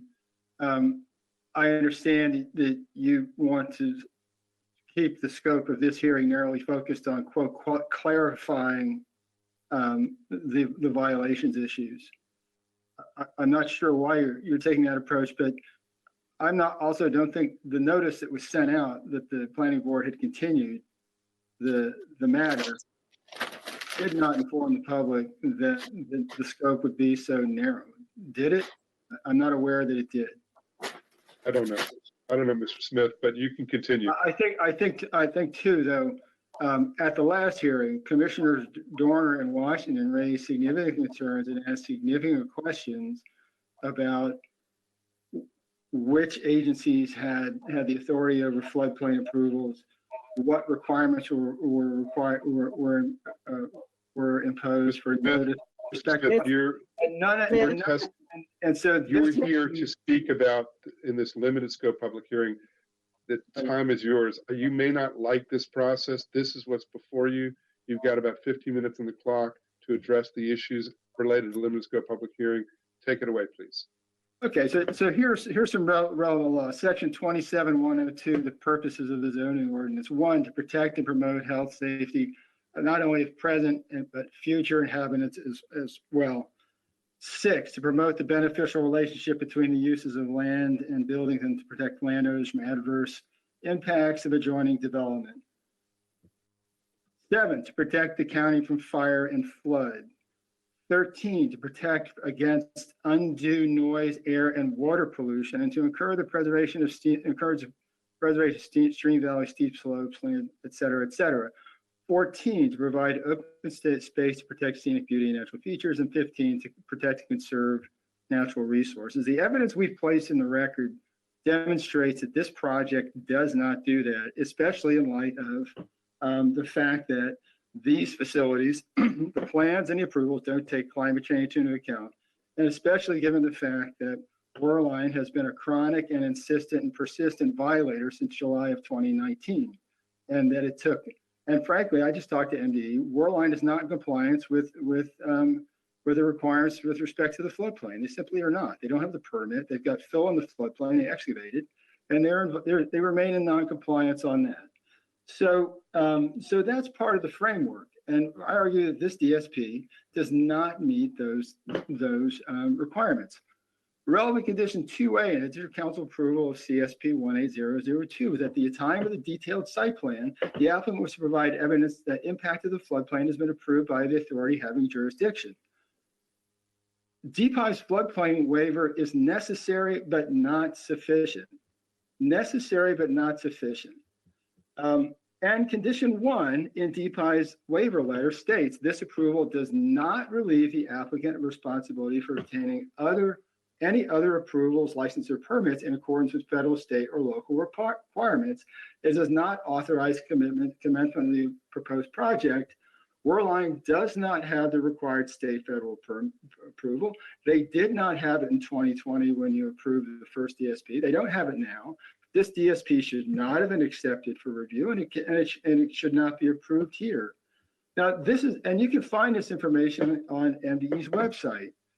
In addition to local permits, in addition to activities in the 100-year non-tidal floodplain require state waterway construction permits, and activities within 25 feet of or in non-tidal wetlands require wetland permits from MDE.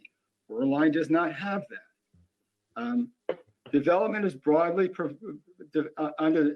with respect to information on MDE's website. This is all commonly available.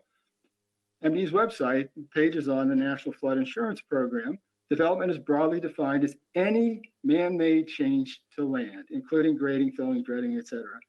If state and federal permits are required, development may not begin until all necessary permits are issued. So I hope that clarifies for you that Worline has been chronically and insistently violating. And as Mr. Chandler noted, MDE found that Worline continued work after being advised to stop. I'm not sure how much clearer it gets than that this is violating. Now, we have placed into the record hundreds of photos and videos showing that Worline has repeatedly discharged sediment. And I don't know how much assurance anybody should take that 2.5 years into, more than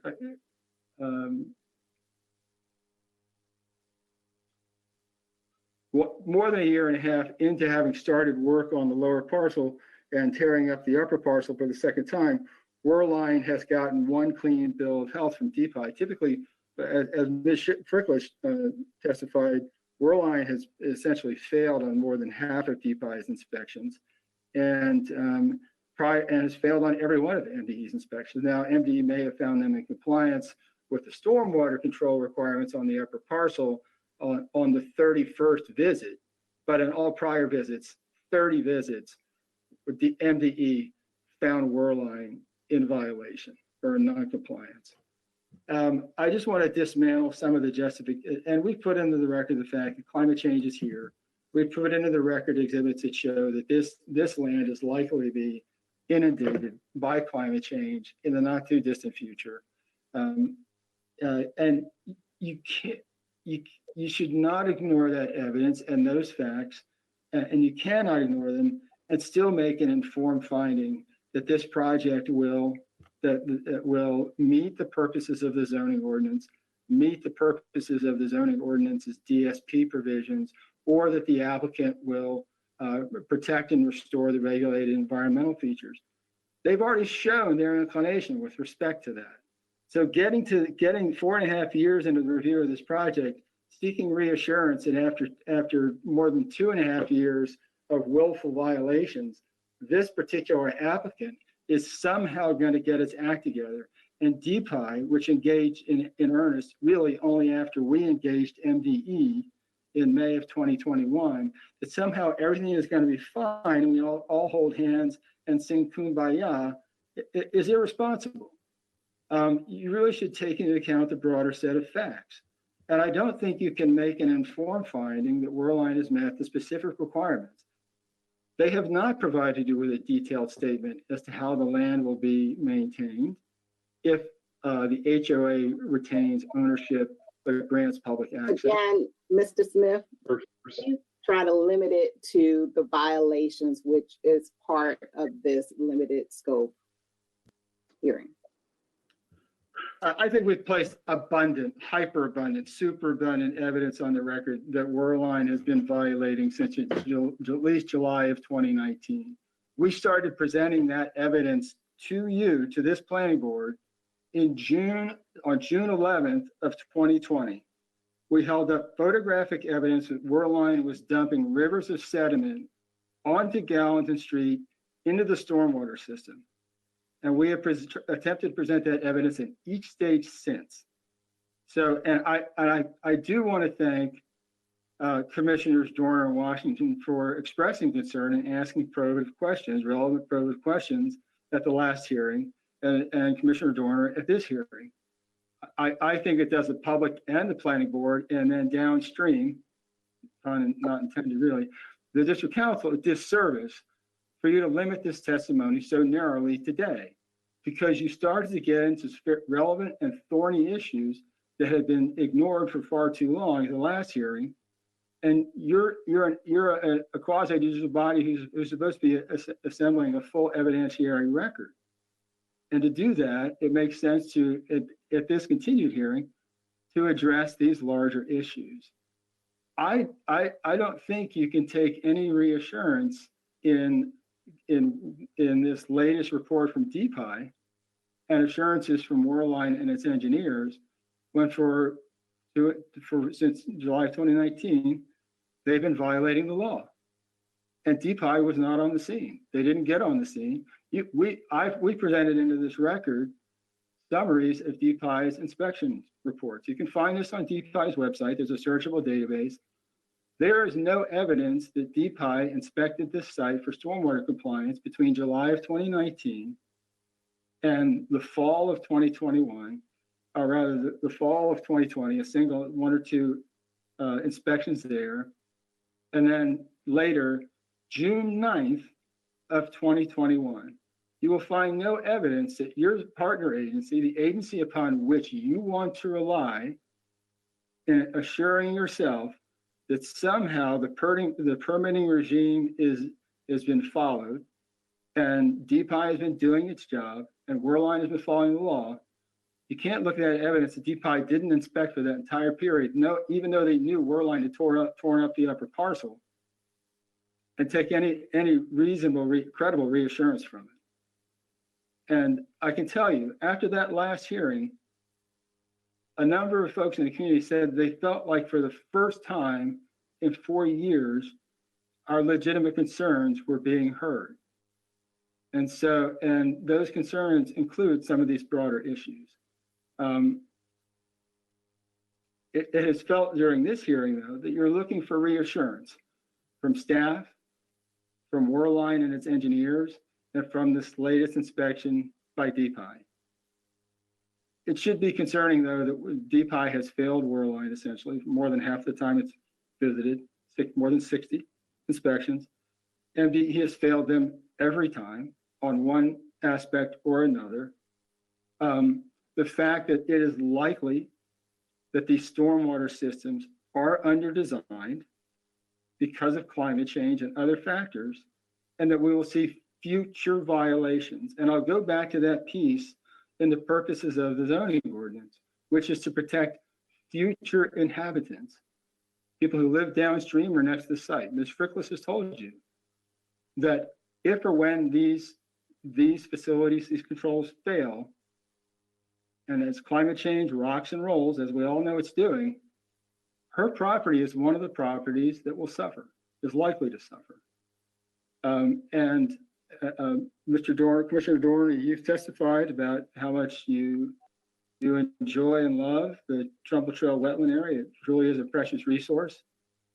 And yet Wehrlein has discharged sediment not only into the tributaries, but onto city-owned parkland and onto county-owned parkland and into that wetland. That's a violation of the law. Tearing up a site, as Wehrlein did in July of 19, and leaving it in a degraded condition, likely to discharge, as Wehrlein did. No stabilization, massive stockpiles of soil and demolition debris. It was likely to discharge, and it did. Leaving a site in that condition is a violation of the law. And yet they weren't inspected, they weren't enforced upon, and they weren't penalized.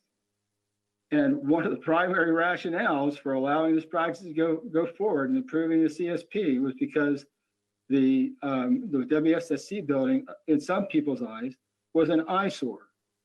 And we traded that for the eyesore that you have seen many, many times, I'm sure, Commissioner Dorner, a landscape that Wehrlein had completely denuded of vegetation and left fully exposed to the elements and likely to discharge.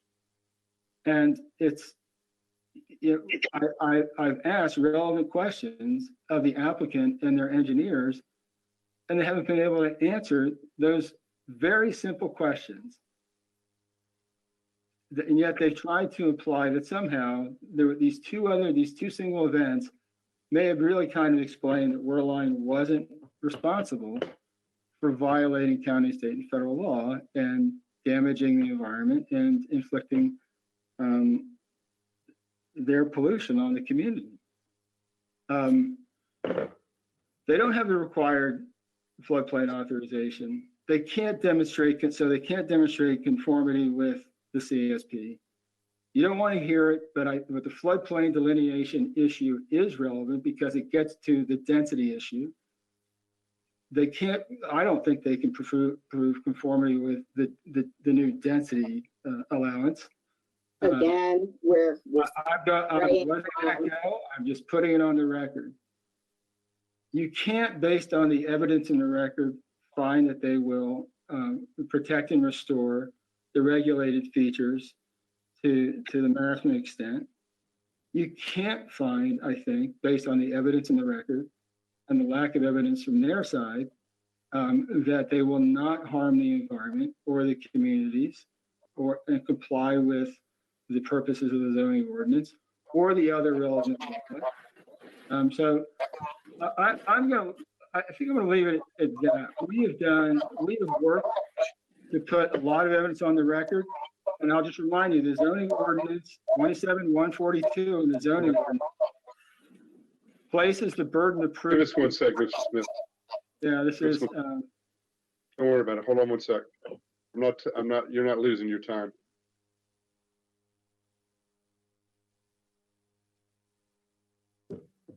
Okay, you can continue.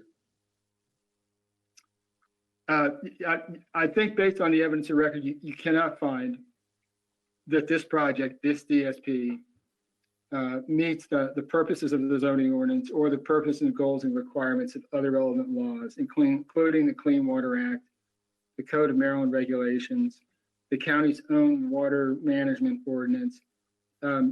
Just based on the evidence and record, you cannot make an credible and informed decision on this. That's my opinion. I hope you share it. I hope that you're concerned about the fact that we were even able to put so much evidence on the record that Wehrlein has been willfully violating for several years, even up till recently and still, and that these stormwater management plans and approvals don't take into account climate change or changes in the local land use, and therefore it should not be relied on. You have a higher responsibility, I think, I should guess, and I hope you take that on to ensure that these approvals, these projects, do meet those higher requirements in the law, and that these projects do not imperil the public welfare, whether it's the condition of our parks, our aquatic resources, or our communities. I think I'm down to 1 and 0 seconds. Thank you very much for your time. Thank you, Mr. Smith. We have somebody else who had signed up to speak who has now shown up. I want to give her an opportunity as well. Irene Marsh, are you on the line? Ms. Marsh? On the phone? I'm on the phone. Okay, yeah. For some The phone is reason, more than adequate. Ms. Marsh, you have 3 minutes. If you could identify yourself, state your name and address for the record, and the floor is yours. You have 3 minutes. my name is Irene Marsh. I'm at 4912 40th Place. And I want to definitely corroborate all the evidence that was presented by the previous speakers. I did not have the chance to make a video, but that flooding on Gallatin Street affects my ability to get to my home, and I have seen it over and over. It was not coming from anybody's pipes. It was coming off of, we have an awful echo here. I think Ms. Marsh, I think the speaker is on your phone, on your computer rather, and if you turn the speaker off on your computer, you won't hear the echo. Oh, I'm sorry. Let me see. No problem, because you're on the phone, right? Yes, I am now. Yeah, So turn off your computer speaker and the echo will go away. Okay, let me. Computer speaker. You sound better already. Okay, I have. No, I'm not. It's not gone. I'm sorry. This. Oh wait, here it is. Okay. Let me see if I can do that. No, I can't get the speaker. I can't do it. I can't do it. We'll what did live it say with the there? echo. Keep going, Ms. Marsh. Okay, that I have had to make detours to get to my home. I saw mud, silt, and water coming off of the construction site, not down the street, off of the street itself. Mud, water, debris all over the place. At times the water was so deep the street was impassable. And I am very concerned about the lack of enforcement of the rules, and that it's continuing for years and years. It really raises into question the whole permitting process. So I hope that this will be dealt with, and we really need to think about this. We are having climate change. The street will be impassable. I am just 2 blocks from the site, and I have seen the damage. Thank you. Thank you, Ms. Marsh. Appreciate you taking the time. I don't believe we have anyone else signed up to speak. Ms. Coleman, yes? Mr. Chair, for the record, Lisa Coleman, Senior Counsel, I did want to clarify something or address something that Mr. Smith said in particular, and that is with the regard to the notice of the limited scope hearing. And at the last hearing, which was held on January 12th, you specifically said that it was going to be a limited scope hearing to address or to find out more information regarding the violations that were put on against the property. So, and that is the only notice that was required as it was continuous. So I wanted to just clarify that for the record so that it's clear for everyone. Thank you, Ms. Coleman. I'm glad you did that. So with that, there's nobody else who signed up to speak on this. So I'm going to turn it back to the applicant for any rebuttal and close, and remind you that this is as Ms. Coleman said, limited scope public hearing. So your rebuttal and close is related to regardless of what other people have brought up that isn't related to this, your rebuttal and close is related to the issues related to stormwater management and the violations, alleged violations. Mr. Rivera, floor is yours for rebuttal and close. Thank you, Mr. Chair, members of the board. I want to thank your council, yourselves, as well as Ms. Kosak. All three parties have indicated what the scope is, and I'm planning on staying within that, obviously. I think it's pertinent to read just for the record what the findings are for a detailed site plan. Obviously, the technical staff report has been issued for approval, and in the findings, the last two or three are always what are the findings for approval and if the application met those. Finding 15 on page 21 of the report is based on the foregoing, which is all the other previous findings in staff report, and as required by section 27285B1 of the prior zoning ordinance, this DSP will, if approved with conditions, represent a reasonable alternative for satisfying the site design guidelines without requiring unreasonable costs and without detracting substantially from the utility of the proposed development for its intended use. So when you read the law in conjunction with what the relevant evidence is that is contained within the report and that we believe we put on, I believe that the board can find for approval this DSP, which in the long run is what we all need because the DSP is another precondition of further permits. So the floodplain waiver has several conditions, but those are predicated upon this step and other steps to get to those steps, which are the solution, not the problem. So I just want to make that clear. I understand you all know that.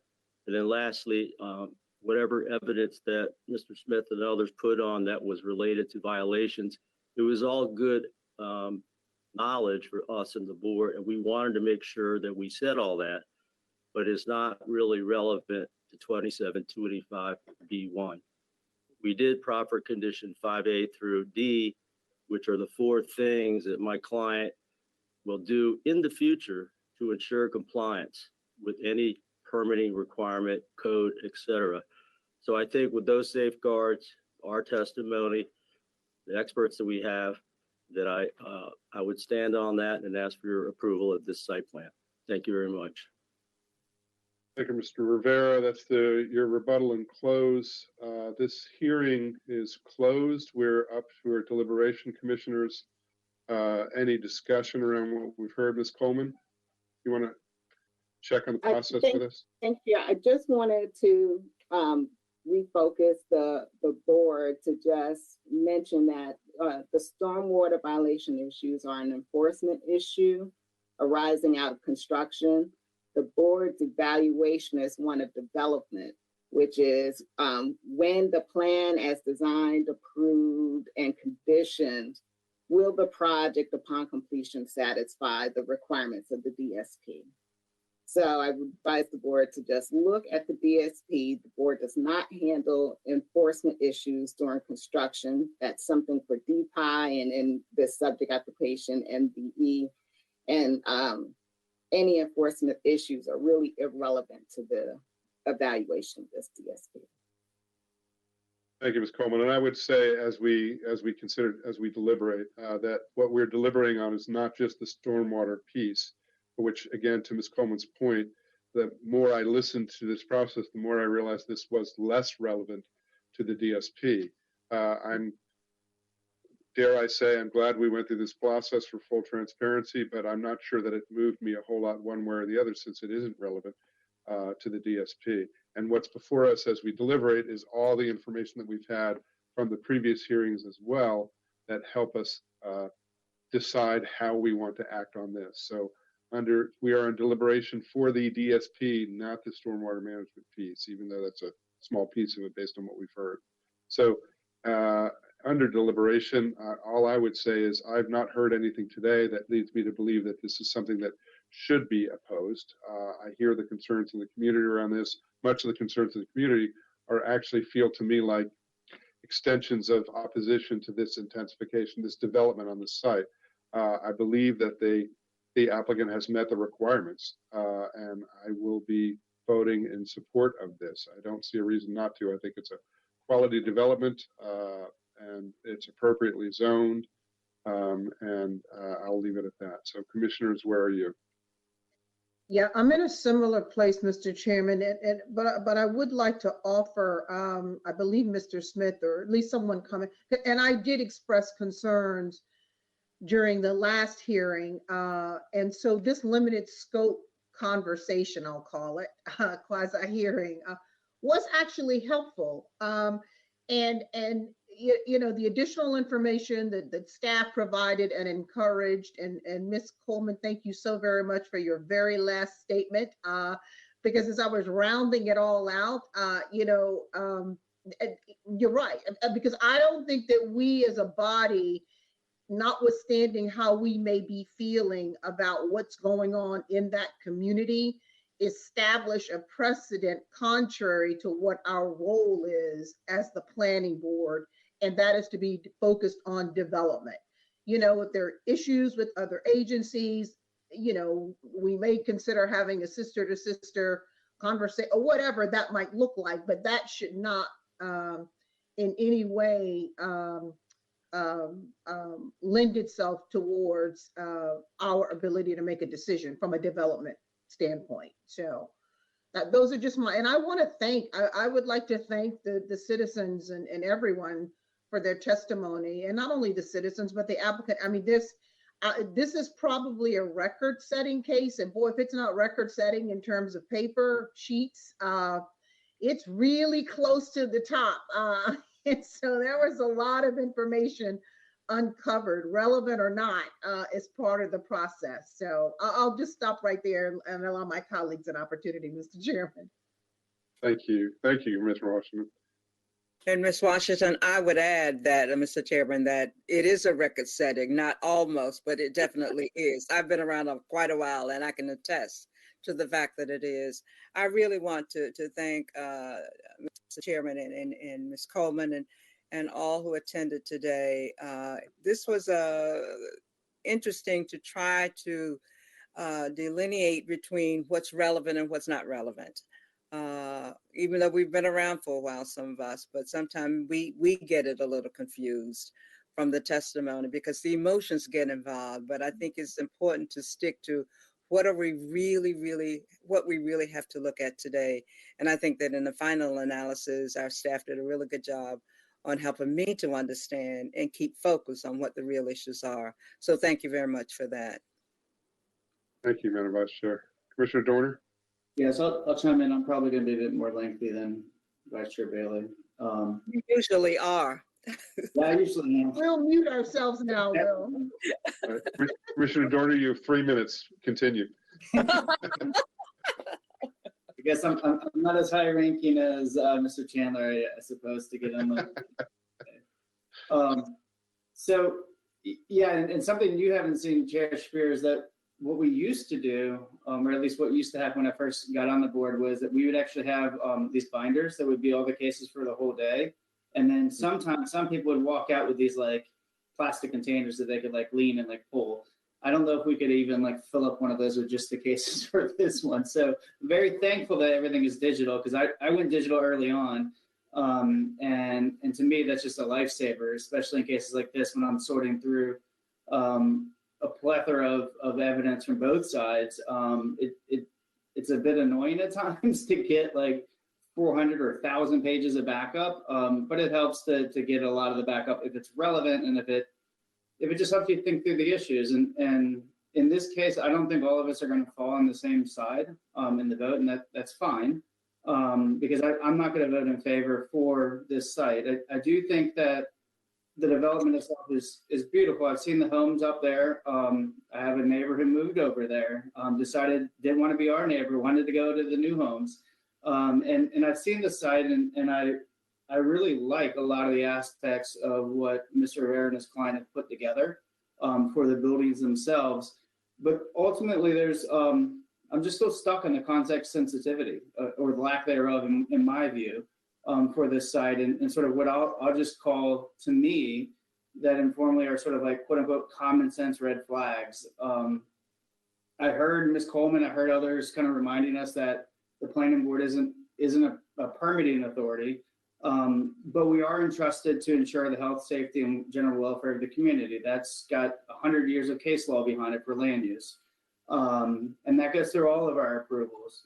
And sure, we can't do enforcement aspects, but just because no other agencies will step up and enforce what their authorities are supposed to be, doesn't mean that our hands are tied in every way, that we can't actually ensure proper communities are developed. And I'm not saying that this development is not proper. In other contexts, I'd have no opposition to it if it was in a different place. It's more the place and how it's being developed or how it hasn't been developed in certain ways that where I'm getting stuck. And it's not even building in the 100-year floodplain that necessarily keeps me up at night, because land reclamation is fine in some contexts if it's done well. I just haven't seen a lot of that here.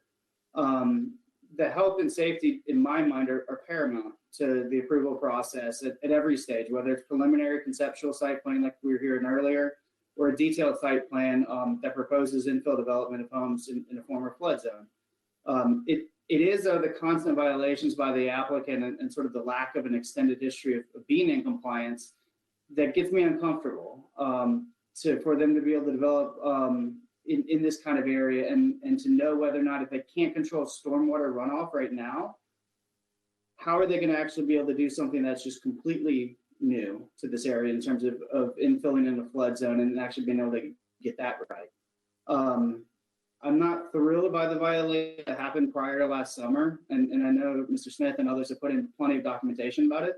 But when you come in and Mr. Rivera has experts who do make developments over the summer to address issues, sometimes that's fine. And once you actually fix the things, it doesn't matter what the history is necessarily if you fix it correctly. But I haven't been convinced that it necessarily was only the WSOC break and other things that happened. And there are other instances after that fact that there continued to be stormwater runoff and issues there.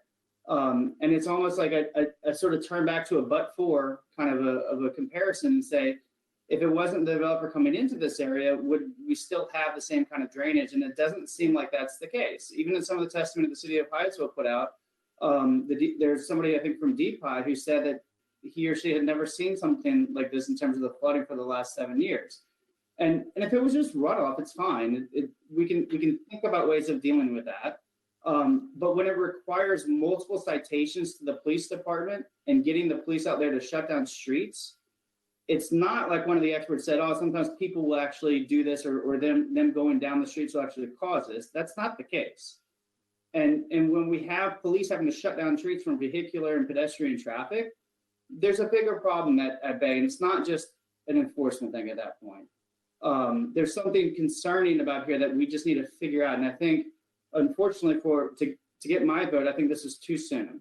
I wouldn't say that I would necessarily vote against this case if this were a couple months later, because I think that if there was a demonstrated history of compliance and that it can sustain the waters and they've done a good job, awesome. Like if they figured out like the way to do this kind of development, I think it's spectacular to think about, can we reclaim things out of floodplains and actually make it livable infill kind of development. But that just hasn't quite happened here yet. And with the city of Hyattsville continuing to remain in strong opposition to this particular project, but not necessarily to development or even infill development, because I have some infill developments happening a few blocks away from me, that raises some concerns. And that really makes me step back and think about it. And I've been on the city of Hyattsville side. I don't necessarily align with all the city council members all the time, but they were, I think in this case, they have articulated in their letter and through Mr. Chandler issues that are concerning, particularly around the health and safety aspects. I mean, we can't be just hiding behind this veil of, oh, it's an enforcement issue, when the flooding is shutting down completely roadways and other issues. And there's a number of instances that are still concerning. And I didn't hear today from any of the experts that they really know whether or not what they did actually had an effect that will protect things going forward. And that's concerning for me. Reclaiming land isn't necessarily new. This happens in Florida and South Carolina and other places. If you look towards land use, But it's also been really controversial. The sand in those kind of beach renourishment cases have gone up to Supreme Courts and have had all sorts of trouble with climate change because the sand and the refilling of those areas or the reclaiming of those lands hasn't worked, even though they had really good engineers on their sides when they started to do that. So to me, I think we need to be very careful that if we've already got flags that some of this stuff just isn't working, maybe we need to step back and think about whether or not this is the wrong site for this kind of a development, not necessarily the wrong development just in general, because I don't think that's particularly the case. It's just when you take all the buildings and how it's being developed and how it hasn't really worked well on this particular site, I don't think we're going to be creating a habitable environment that we're going to be proud of a couple of years from now. And it doesn't necessarily mean that we can't take a few months and see how this is going to work out. And if it works out, fine, that's great, we can go forward.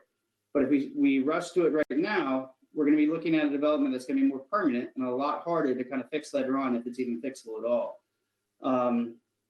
So to me, I think we're just in a sort of a tough spot with some of the issues. I'm not necessarily in as much of a rush. I don't think we should be. And I think it would be wise to pursue some of the things that the city has mentioned in terms of having the sediment control plan reevaluated along with the 100-year floodplain. It would have also been really helpful to have gotten somebody actually on the phone today from DPI or from MDE, preferably both, so we could have heard them instead of like hearing what their reports have said and kind of thinking whether or not these are major issues or not. So for all those reasons and potentially too many reasons, if Vice Chair Bailey would chime in, for all of those reasons, I can't support this plan as it is. It doesn't necessarily mean that if it were to get voted down that I would vote against it in a few months from now if they have demonstrated that they can actually do this and do it really well. I wouldn't be opposed to it because I think everything else looks great. But in terms of like being able to build it up and raise the ground up and then build the buildings in a way that's going to be safe and not jeopardize the health and safety and welfare of the community, I just can't say that I'm going to get on that side. I just don't think this is context sensitive in the context of knowing we're trying to claim something from a flood year or a 100-year floodplain. And that to me just raises all sorts of, hey, you got to be a little more careful than normal. And I haven't seen that. I haven't seen that happen today. So I'm not going to vote in favor for this, but if it does go forward, I hope that we don't encounter these issues and that everything is fixed and it's great. Because everything else looks really nice in this plan. I'm just not convinced that the execution is necessarily working so far, and that gives me extreme pause on this. And I think we don't have to lie behind and say it's an enforcement issue because health and safety and welfare, those are in our bailiwick. And that's where I'm standing behind today and saying no. Thank you, Commissioner Dorner. I appreciate you taking the time. I appreciate your passion about this. If there's no further discussion on this, I would look for a motion. Mr. Chairman, I move that we adopt the findings of staff to include the additional finding as outlined in applicant exhibit number 4 and approve the amendments to Development District Overlay Zone Standards A1 through 5 as detailed in staff's report and approve DSP-21001 subject to the conditions as outlined in staff's report and is further amended by applicant exhibit number 4. Second. We have a motion and a second. Any discussion on the motion? I would just say to the applicant that Commissioner Dorner lives close by. So if you hadn't heard it today and during the last case, please know he will be, I'm sure, a watchful neighbor eye. Yes, assuming we support this, there's no doubt that there's going to be lots of watchful eyes on this, including Commissioner Dorner. So do the right thing, folks. So any further discussion on the motion? Seeing none, I'll call the roll. Commissioner Washington. Vote aye. Vice Chair Bailey. Vote aye. Commissioner Dorner. No, opposed. I vote aye. The ayes have it 3-1. Okay, folks, I believe, thank you for everybody's participation on this, and thank you for all the folks in the community for all the attention to this.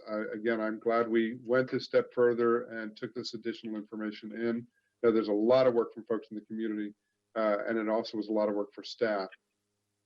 Mr. Rivera, you have something you want to say? No, just thank you. Okay, all right. With that, folks, this concludes all the items for today's agenda. Mr. Hunt, anything else before us today? Mr. Chairman, there are no additional business items before the board today.